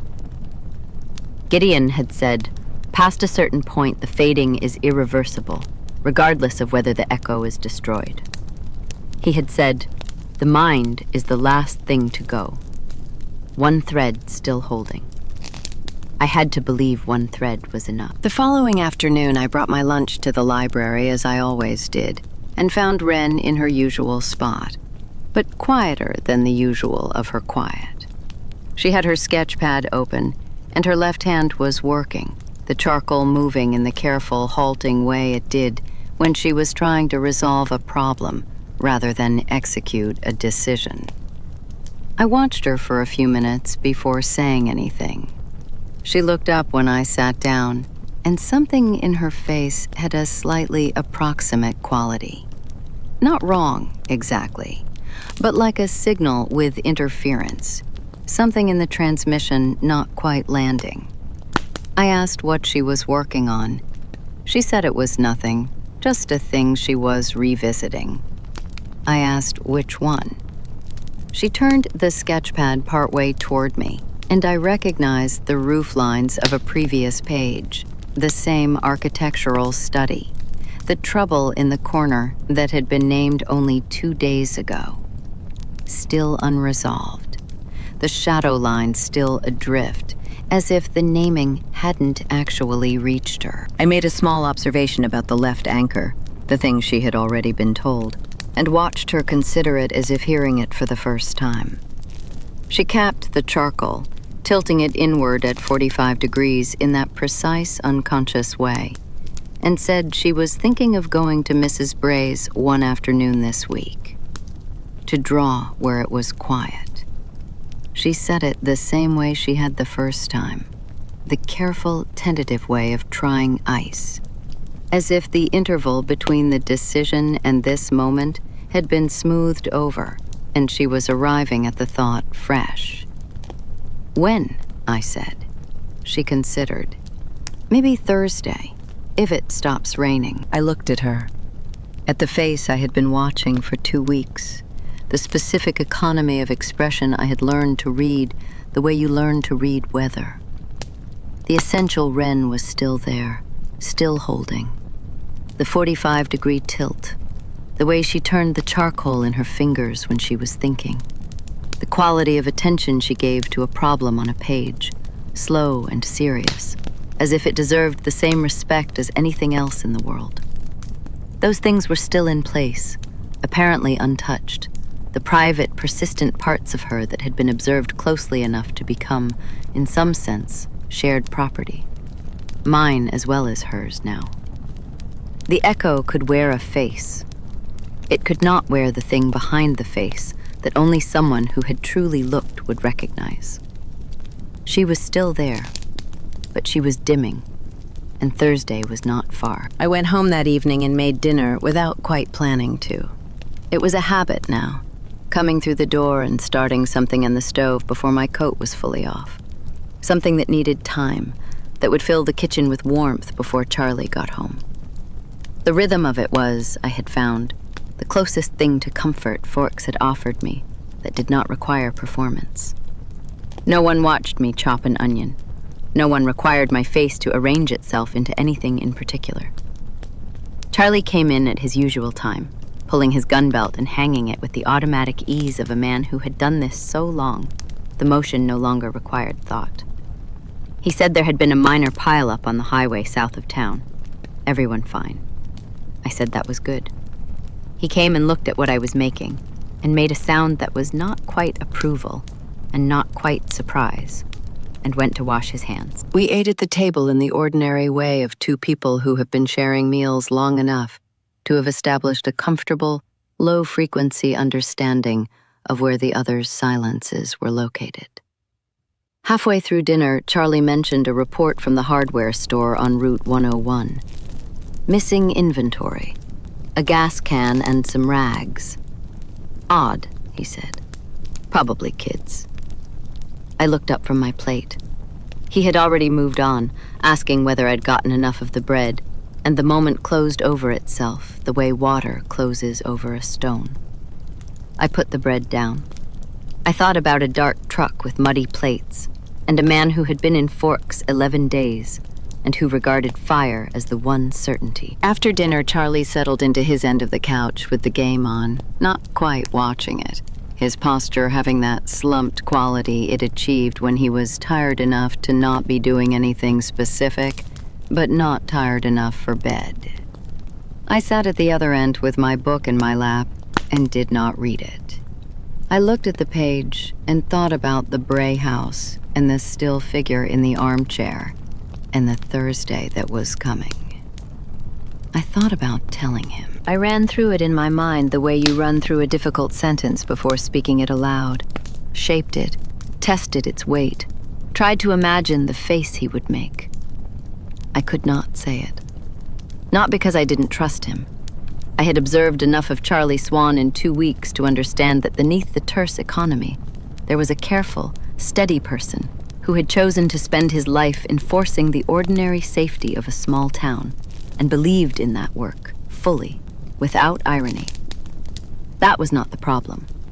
The problem was that there was nothing he could do that would not make it worse, and he would try, because that was what he was, and the trying would put him in that library and that room, and the echo would have access to someone else I could not protect. I sat very still and looked at my unread page. The thought arrived quietly, the way the most unwelcome ones always did. I had never once told anyone the private things. The thoughts I turned over in the small hours, the assessments I made of situations that I kept to myself, the particular shape of my own loneliness that I had been managing in careful solitude since I was old enough to understand that no one had asked to carry it with me. I performed contentment for Renee so she wouldn't worry. I performed adjustment for Charlie so he wouldn't feel responsible. I performed ordinary interest at school so I wouldn't become a project. Somewhere underneath all of it was the person I actually was when no one was watching. The one who cooked alone in this kitchen, or sat in the dark of the truck in the school lot, or lay on the bed listening to the rain make its patient noise against the roof. That person had never once been introduced to anyone. Not properly. Not in a way that counted. The echo had been learning me for 2 weeks and had not found her. Could not find her, because she had never been on display. This private self was, it turned out, the one weapon I had not known I was carrying and had not thought to value, because I had always understood my containment as a failure, a lack of the fluency that other people seemed to have with sharing themselves. I had built the walls that kept me safe. I had built the same walls that would keep me solitary, and I had never once asked whether they were worth the cost. Charlie said quietly, "You doing all right, Bells?" He was not looking at me. He was looking at the screen. But his voice had the careful quality it sometimes had, the one that meant he had noticed something and was offering me the space to not address it if I didn't want to. I said, "Yeah, long week." He nodded. The game went on. He reached over and turned the volume down about 2 notches, without comment, without ceremony. That was, I understood, his way of making room. I had never given him anything to put in it. Gideon was in the parking lot after school on Wednesday, not in his truck, but standing by the cedar break where the pavement ended, his canvas jacket dark with rain. He had been watching the library entrance. When I walked toward him, he fell into step beside me, and we moved toward the tree line without greeting, out of earshot of the after-school traffic. He said, "Thursday." I stopped walking. "What?" "The thing is moving. I've been watching the house. Your friend, the girl with the sketch pad." His voice had the flat, clipped quality it always did, stripped of everything unnecessary. "First visit was yesterday. The original barely surfaced at all. It's moving faster than the usual pattern. It knows I'm here." I thought about Wren at lunch, the fogged memory, the re-arrived decision. "It'll try to complete the transfer before I can act," Gideon said. He looked at the wet ground, then up. "I'm going to burn it Thursday night, before the girl goes over again." I heard the words and felt the full weight of what they meant land in sequence. Nell in the armchair. Wren, if she was already far enough along when the fire reached the house. "No," I said. He looked at me with the patience of a man who had heard this before. "You'll kill them both," I said. "Nell is still in there. Barely, but still. And Wren hasn't fully gone over.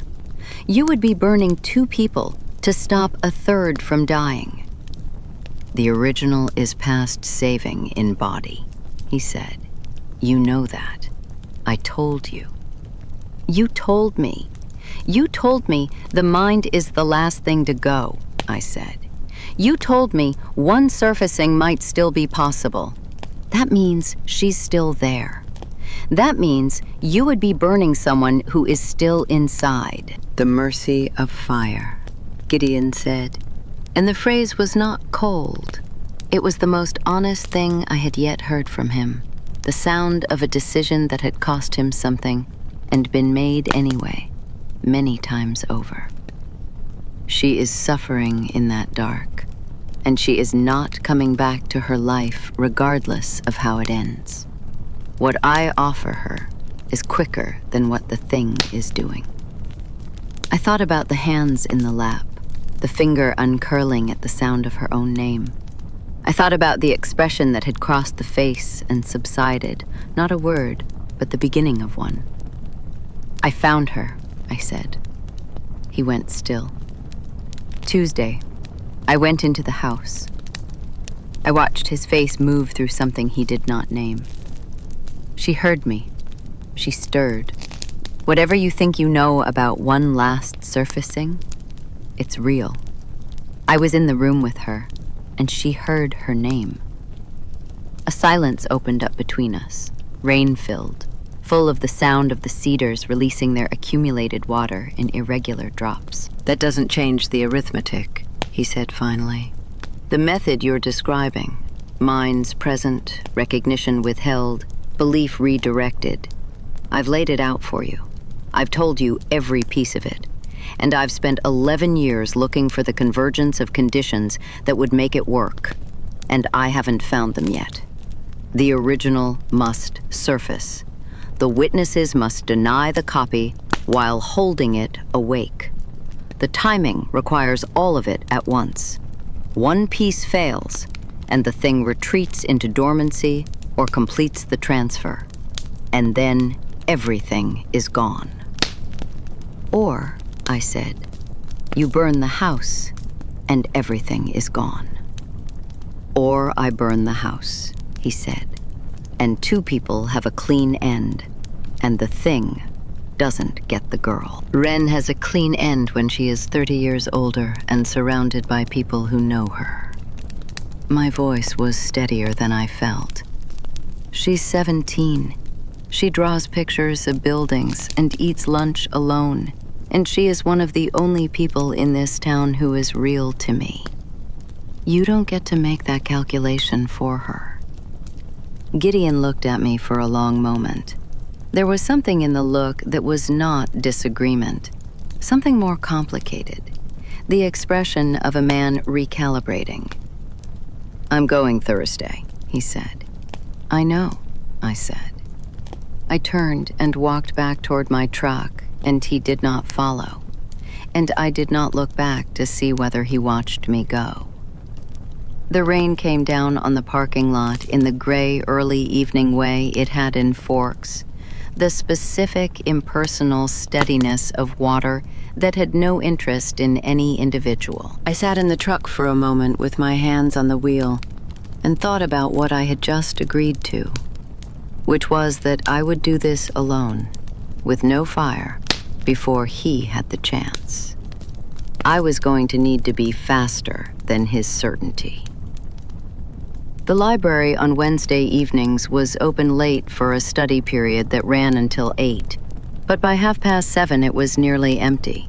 A few juniors at the back table, working in the shoulder-hunched way of students who had left an assignment too long. The librarian at the desk behind her computer, the lights at their flattest evening quality. Nell was there.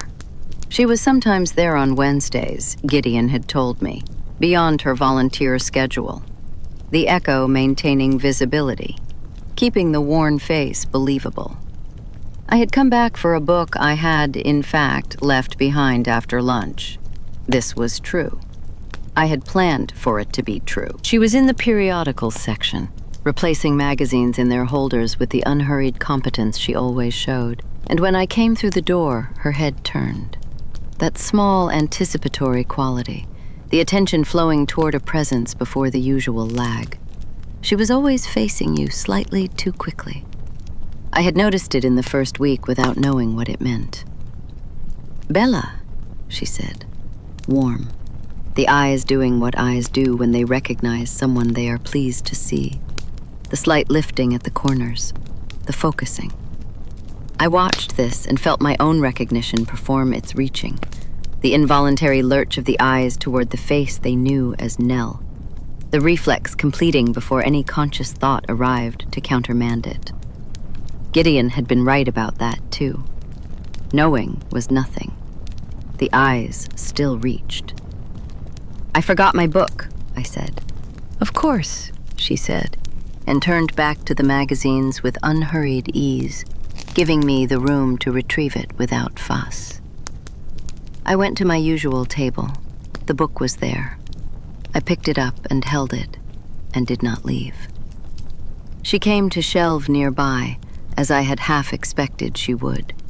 She moved with the soft deliberateness that had once felt like simple considerateness, and now felt like something listening. "You've seemed troubled this week," she said, not looking at me. The gentle observation, aimed with precision at the specific frequency of acknowledgement I would have found most disarming a week ago. The warmth without demand. The attention that costs nothing and seems to cost everything. "Long week," I said. It was what I had said to Charlie. I heard the echo of it and held very still. She set a magazine in its holder. "I've wondered if it was something about forks not quite fitting yet." A small pause. "Or the particular quality of missing a place that wasn't quite home either. How you can be displaced by a displacement." I knew that thought. I knew the precise architecture of it, the specific formulation, because I had turned it over in my own head on the third night in this town, lying in the borrowed bedroom, listening to the rain, and had not said it to anyone. Not Renee, not Charlie, not Wren, not anyone. My hands went cold. It was there, in the sentence she had just spoken, complete and exact.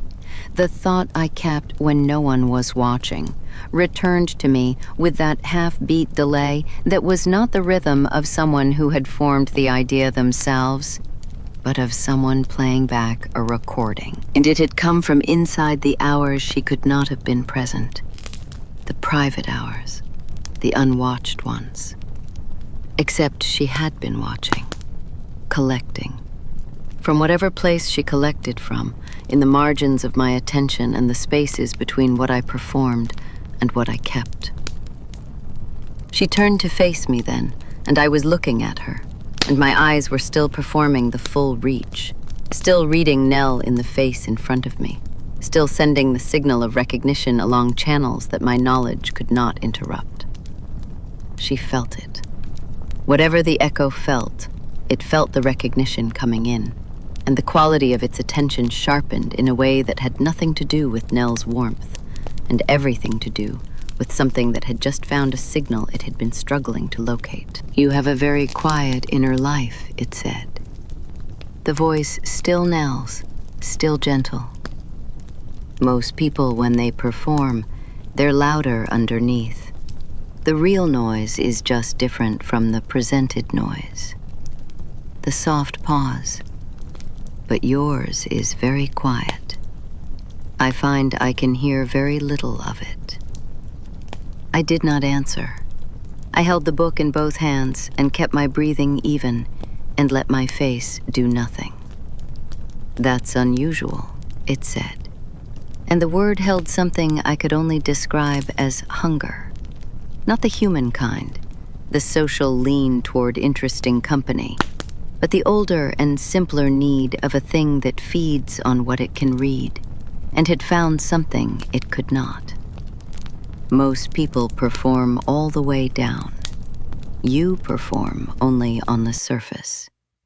Underneath, you've kept something I can't quite reach. "It's late," I said. My voice came out ordinary. I was not sure how. "It is," she agreed, and returned to the magazines, and the warmth and gentleness settled back over the surface of the interaction, like cloth over a frame.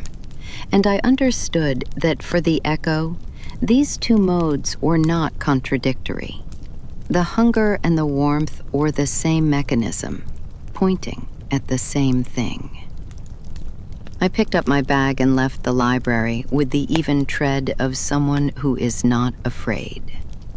Outside in the corridor, I stopped walking and put my back against the wall and breathed. The fluorescent lights hummed. A distant locker closed. I stood until my hands steadied. It was studying me. It had the 3 returned thoughts that proved it had been listening to my private hours for 2 weeks. And it still could not find what it wanted, because what it wanted lived in the unremarked moments, the cooking and the rain watching, and the margin notes and the internal assessments I had never attached to an audience. It had found the edges of me and could not get past them, and this frustrated it. I had watched the frustration operate through Nell's careful face dressed in warmth. It would not give up because of frustration. A thing that had been patient enough to spend months hollowing Eleanor Bray did not abandon interest. But I had understood something new in the last 5 minutes. Something Gideon had not been able to give me because he could only describe the pattern and not the experience of it. The echo's hunger, pointed at my hidden self, meant it might be persuadable. It might be redirected. Something in it wanted what it could not copy, and wanting could be used. Not safely, not without risk I was not yet ready to name. But it was there, and I held it. And I walked out to the parking lot and drove home in the rain. That night I lay awake for a long time and looked at the ceiling and let myself think about Thursday, about what the convergence required, a mind present, recognition withheld, belief redirected to the true original. The echo caught mid-transfer, unable to sink into dormancy, held awake and starving. The real Nell surfacing for the last time in the dark for one sufficient moment. Every piece of it was possible. None of it had ever been done. Gideon had 11 years and a gas can in the bed of his truck, and certainty bought at a cost I did not want to imagine. I had 2 weeks in Forks, and a self that something old and terrible had just told me it could not read. I decided that would have to be enough. Morning came with the particular gray of a Forks Thursday, the sky sitting low and close, the rain having paused overnight, but the air thick with the pending resumption of it. I put on my coat and made coffee and drove to school in the red truck, its engine making its deliberate, unhurried argument against hills. The first thing I noticed when I came into the cafeteria was Angela, who gave me a small wave from her usual table that I returned. The second thing was Mike, already cutting across the room toward me with the morning's conversational agenda visibly loading behind his eyes. I told him I had to stop at the library before first period and turned before he could fall into step. The library was quiet at that hour. The overhead lights had not fully warmed to their daytime brightness, and the room held the thin, tentative quality of somewhere that had not yet decided to be occupied. I came through the door and looked at the table where Wren always sat. The chair was empty. The table was not. She had left her sketch pad, not put it down and stepped away, left it, the way you leave something when you forget you are holding it, when the continuity between one moment and the next has a gap in it. It was open to a page she had evidently been working on, charcoal smudged at the edge where her left hand would have rested, and I walked to the table and looked at what she had drawn. It was the Bray house. I recognized the clapboard siding, the dark green porch railing, the overhang above the front door. She had rendered it from a position slightly below and to the right, looking up at the front windows, and the curtains in the drawing were closed. not approximated as closed, not indicated, but drawn with the specific attending care she gave to problems that mattered to her. Each fold weighted, the gap at the center that should have existed and did not, given the same considered treatment she had given the door in her first real gesture of trust. The light that wasn't there, defining the dark that was. The problem that wasn't there, giving shape to the one that was. She had been there already. Or she had been somewhere her hands were working with material they had gathered there. The drawing, a processing of something recent and specific. And she had left without the pad, and the pad had been here all morning. I stood at the table and calculated, and the calculation was not complicated. Away from all those eyes. Thursday. To draw where it's quiet. She had said Thursday. Rain or no rain, the offer had been warm and patient, and she had said Thursday. And I had told myself I had time to do this carefully and with some margin, and I did not. The window looked out on the lot. I turned to it without deciding to, and looked through the glass at the cedar break at the edge of the pavement, at the stretch of road beyond it. A dark truck was moving down it with unhurried deliberateness, and something in the truck bed caught the thin morning light and gave it back. A red metal shape, rectangular, the size of something carried with purpose. Gideon had also calculated Thursday. I picked up Wren's sketch pad and held it under my arm and walked out of the library and kept walking. Chapter 5. Convergence. The truck handled Maple Street's turn with its usual deliberate complaint, tires pulling on the wet pavement, and I straightened the wheel and counted mailboxes.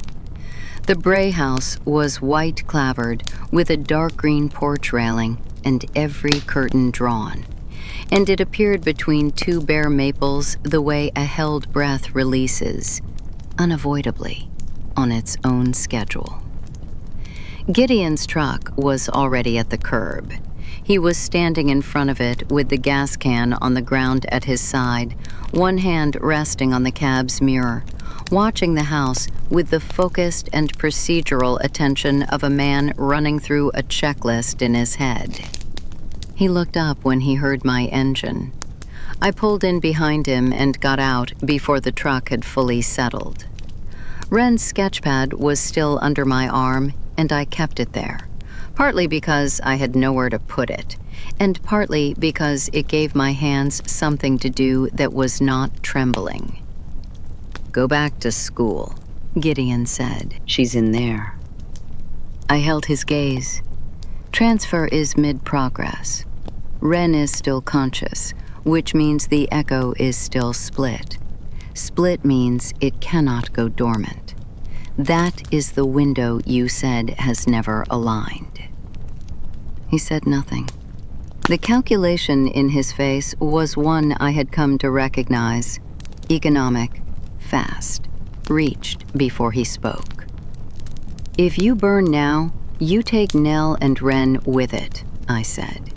"2 of the 3 lives in that house are still salvageable." "Wren has been in there since morning," he said.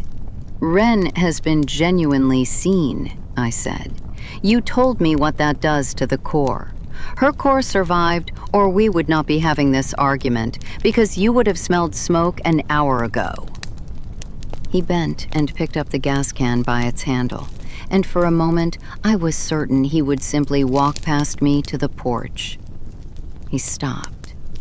I watched something he had taught me work on him with the specific friction of a principle applied in reverse. "The convergence has never held," he said.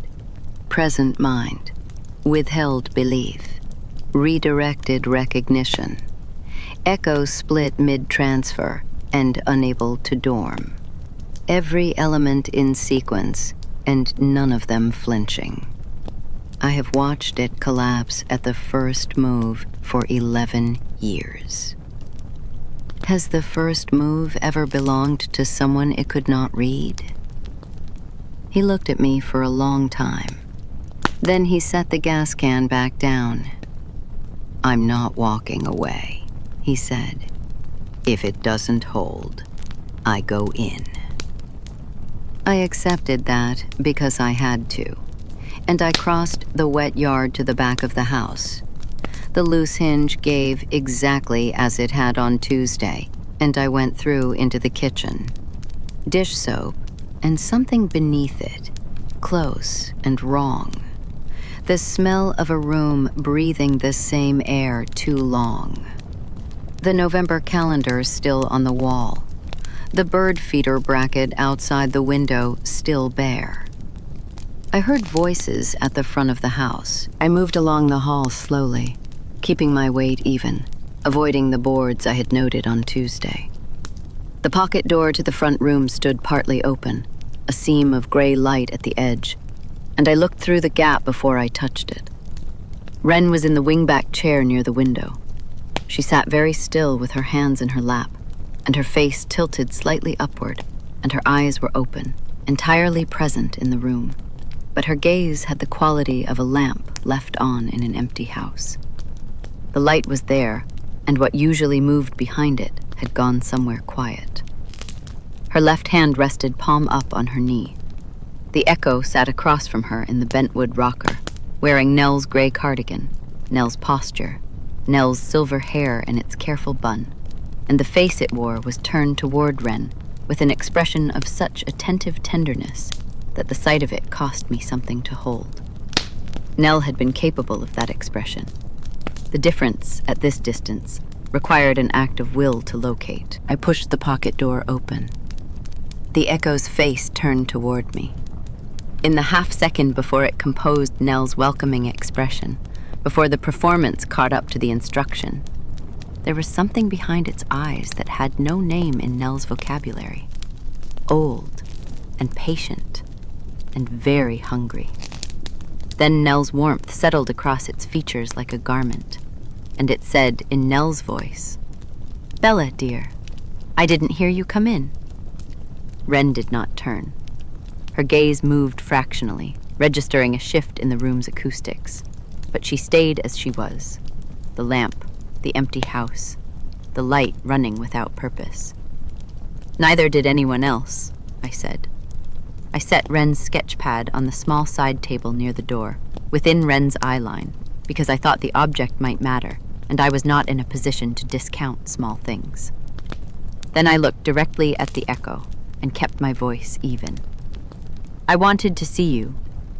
Actually see you." This was true in the sense the creature could not resist. It had spent 2 weeks reaching into my unguarded hours for the self it could not copy, and I was standing in its front room at a convenient hour, apparently offering access. It would not be in a hurry to end this. I watched it process that. It said, still in Nell's voice, "Of course. Sit down." "I'd rather stand," I said. "I want to talk to you directly. I think you've earned that." The half-beat delay. Then it settled back in the rocker and waited with Nell's expression of careful and interested attention. I crossed the room and found the light switch near the window. I did not let myself deliberate, because deliberation gives the body time to register what it does not want to do. My hand wrapped around the switch and turned it off. The front room went dark. The drawn curtains let in a thin gray seam along their edges, enough for shapes and nothing more. The Echo shifted in the rocker, a small adjustment, something interrupted, and said quite gently, "Bella." It said my name in Nell's voice, and my eyes moved toward the source of the sound with an involuntary reaching I could feel at the back of my throat. "Bella," it said, and something in my nervous system answered immediately. Here she is. Here is Nell. Here is the face. Because that was how it worked. The reaching happened before I chose anything. I had known this was coming. Gideon had told me knowing would not stop it. He was right. I shut my eyes. This was not sufficient on its own. I knew that too. But it was the first move, removing the input the reflex was trying to complete. In the dark behind my eyelids, I arranged facts in order. the bentwood rocker, the gray cardigan, a bun that was not Nell's bun, a face that was not Nell's face, only a face wearing a borrowed name, a shape in a chair making a sound. It said my name again, and the reaching tried again, and I redirected, not here. There is nothing to complete. There is a shape in the dark, and I will not follow the sound to the face. The reaching tried a third time. I held the rerouting steady. It did not stop hurting. It was like pressing against a bruise with the heel of my hand, applying deliberate, continuous force, but it did not break through. The echo had gone quiet. I was present in the room, keeping it awake and awake only, and I was not feeding it. It could feel the difference. The hunger I had read in it the night before was working on it now the way it was supposed to, pointing it toward me rather than away, holding it here rather than sending it to sleep. I moved. On my hands and knees where I could navigate by touch, I left the front room and went into the hall with one hand on the baseboard for orientation. The hall went straight to the back of the house, and I had memorized its length on Tuesday for this exact reason. The back bedroom, third on the left, door opening inward. I counted door frames by feel. 1, 2.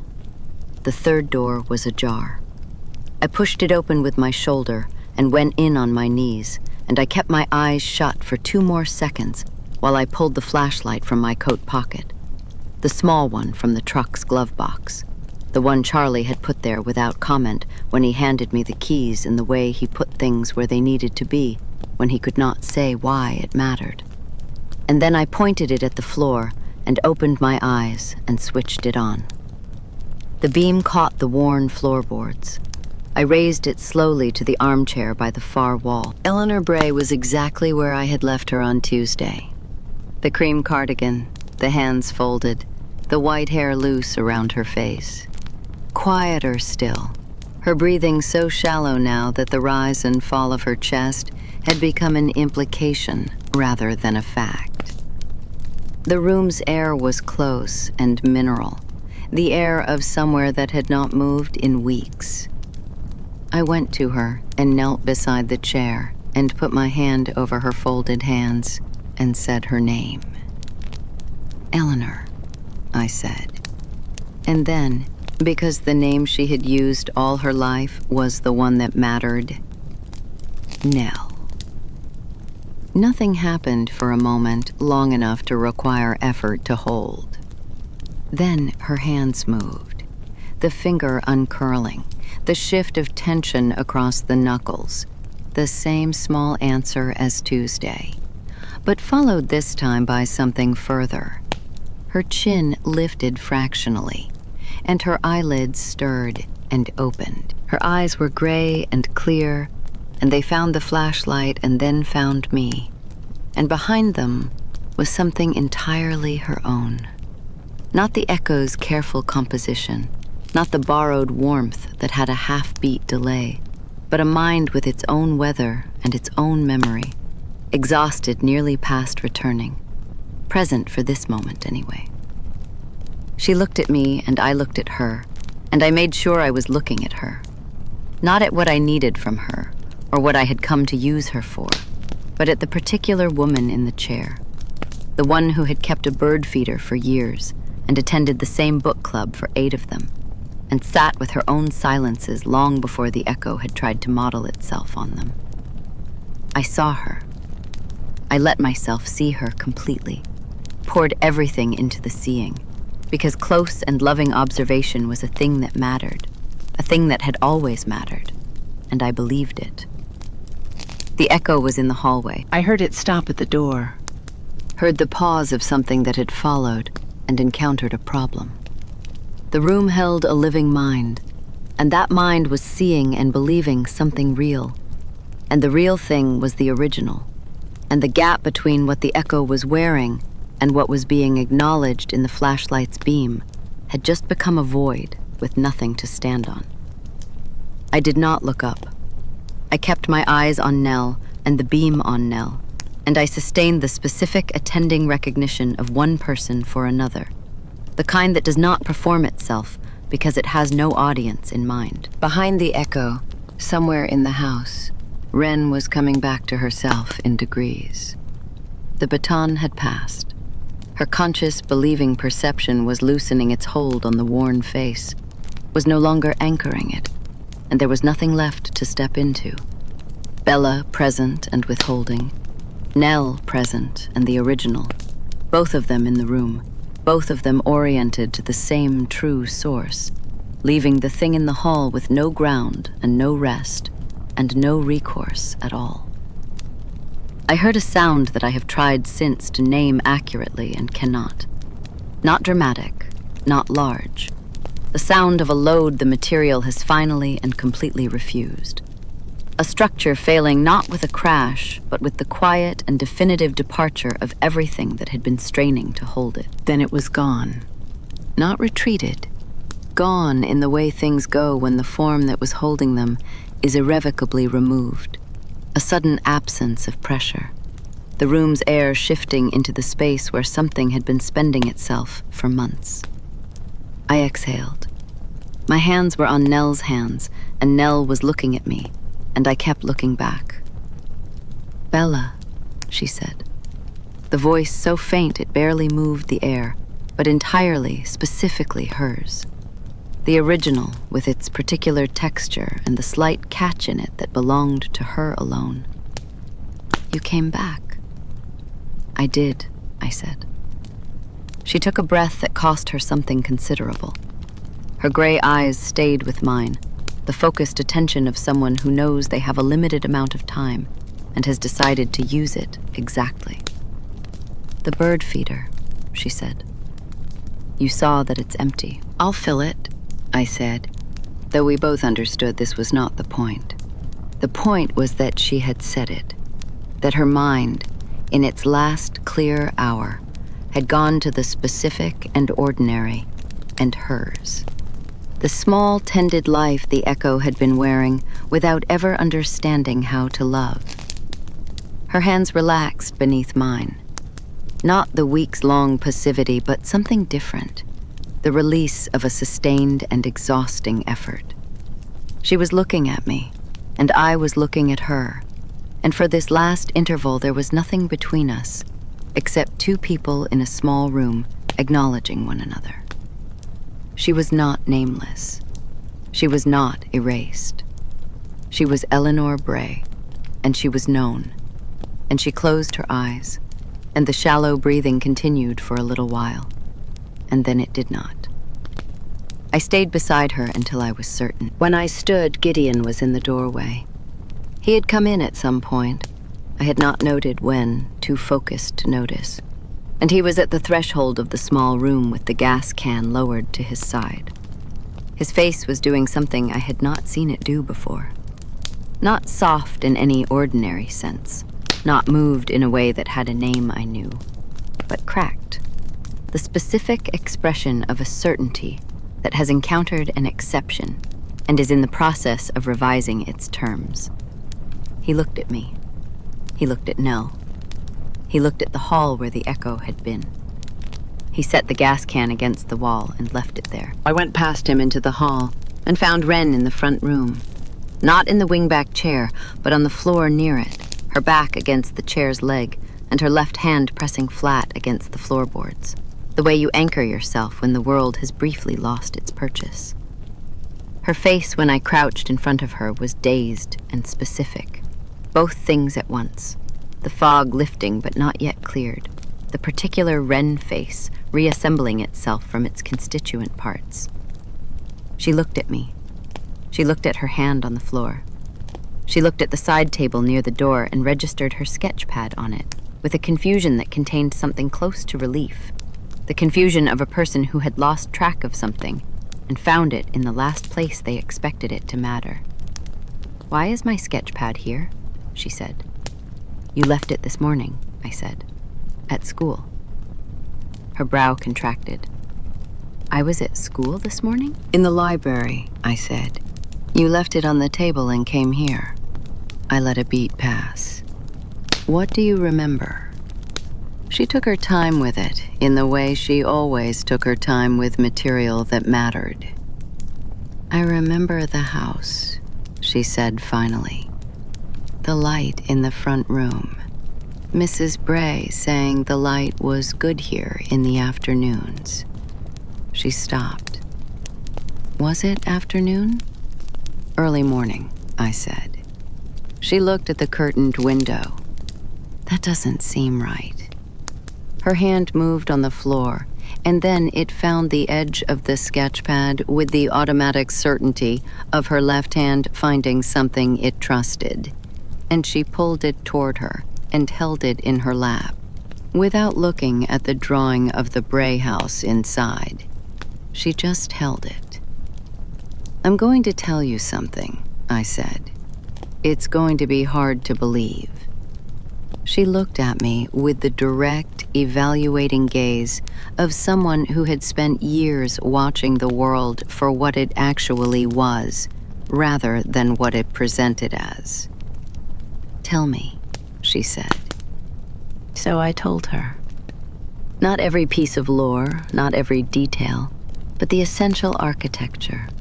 What had been wearing Nell's face, what it had wanted from her, what had been happening in the slow weeks while she thought she was simply befriending a woman who understood her work. I told her what had been happening and that it was finished. I told her about the real Nell in the back room and that she had died, not from anything done in the last hour, but from the long, irreversible fading that had always been going to take her, and that she had died with her own mind clear and her own name spoken, and someone looking at her face with genuine recognition. I told her that last part mattered. She should know it mattered. Wren listened to all of it without interrupting, which was consistent with her character. When I finished, she sat with her hand on her sketchpad and her back against the chair leg, and the gray light coming in thin around the curtains. Then she said, "The drawing." You were processing what you'd seen here, I said. The closed curtains, the gap that wasn't there, the shape that isn't, she said quietly, her thumb moving across the pad's cover.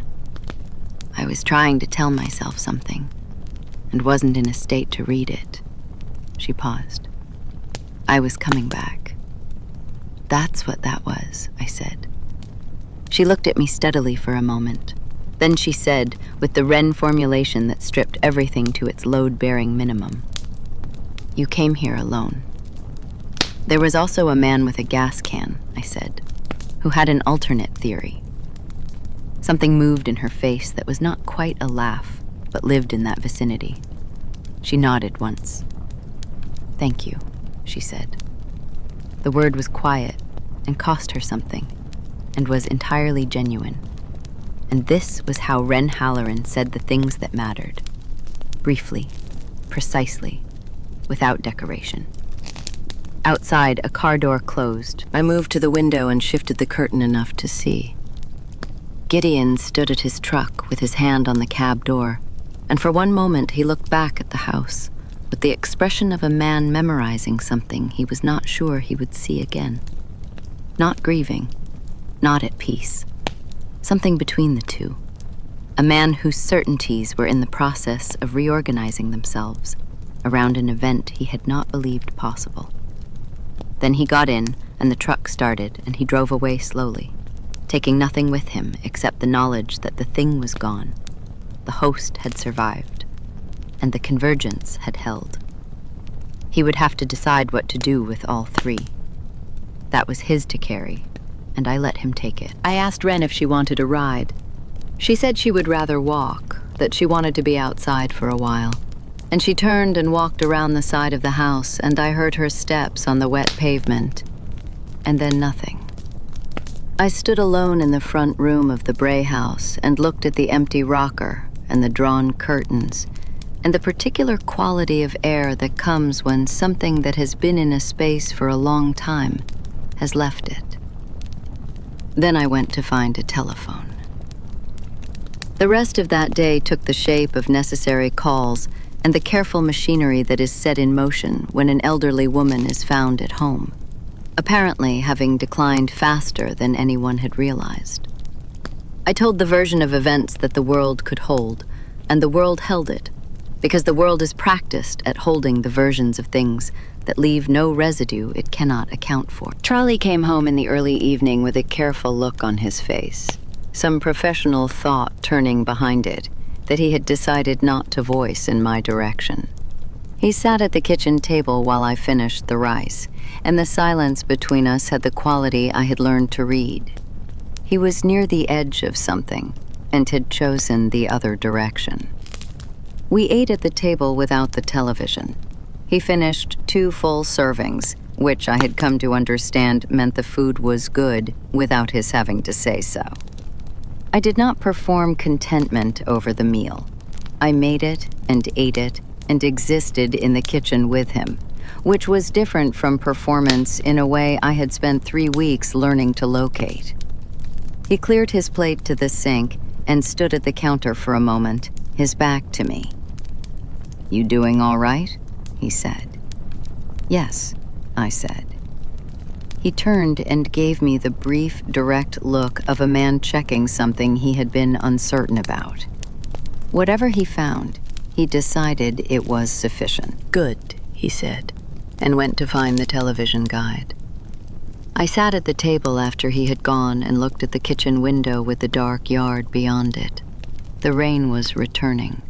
I could hear its preliminary sound in the cedars along the fence.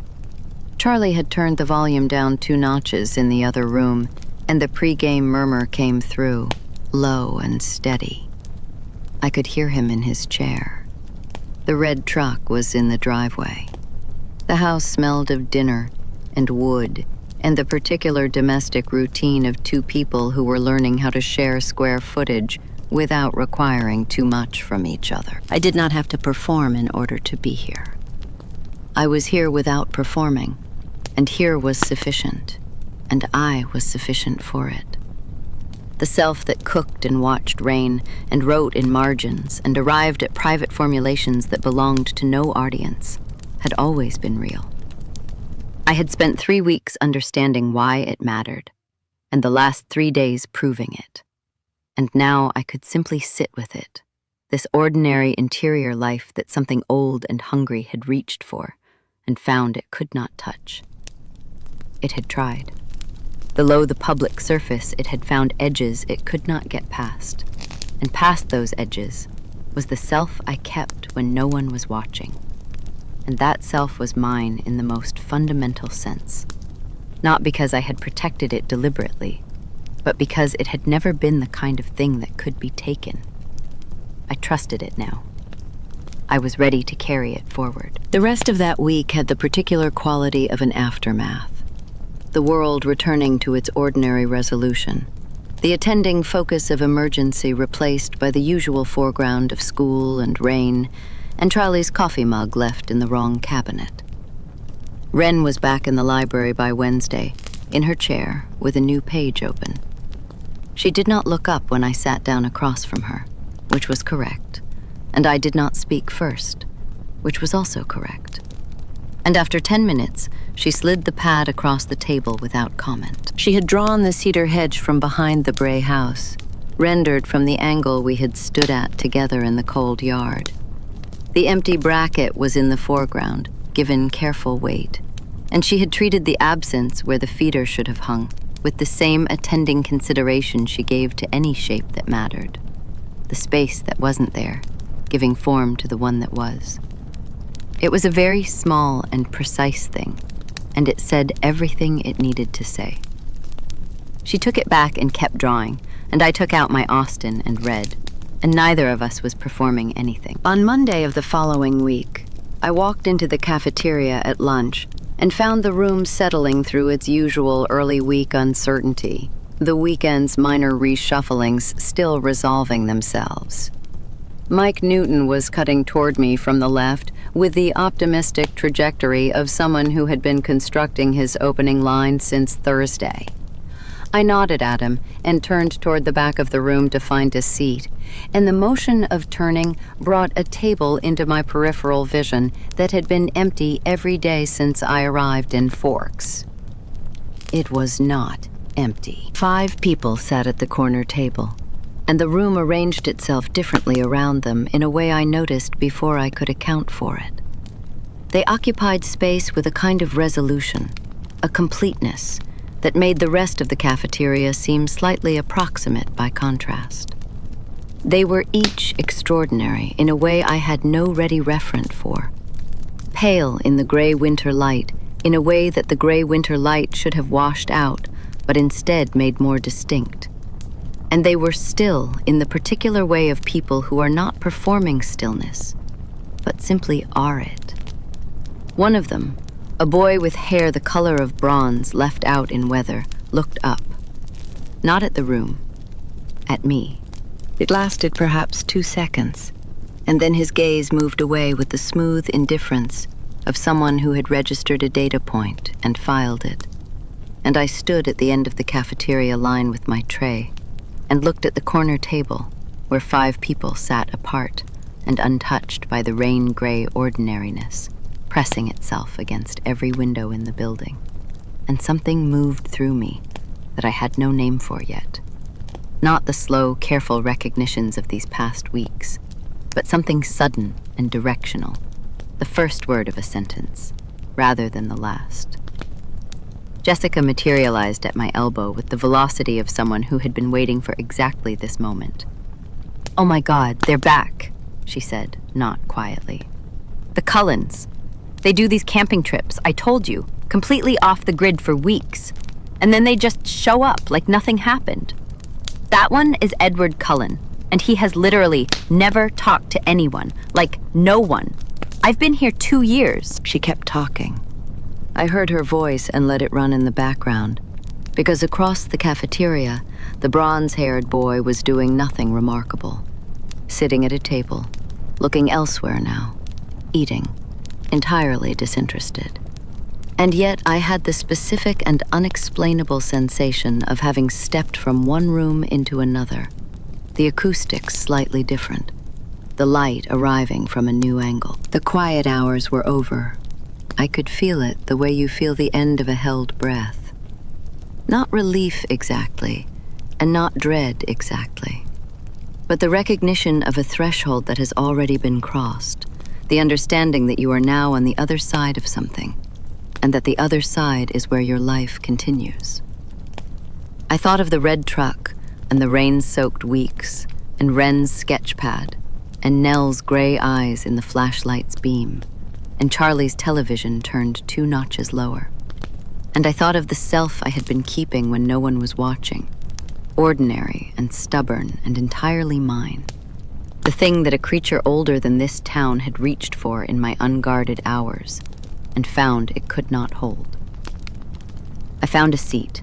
I put my tray down. Around me, the cafeteria went on with its Monday noise, and outside the windows of Forks High, the rain, which had paused for approximately 30 seconds, quietly resumed.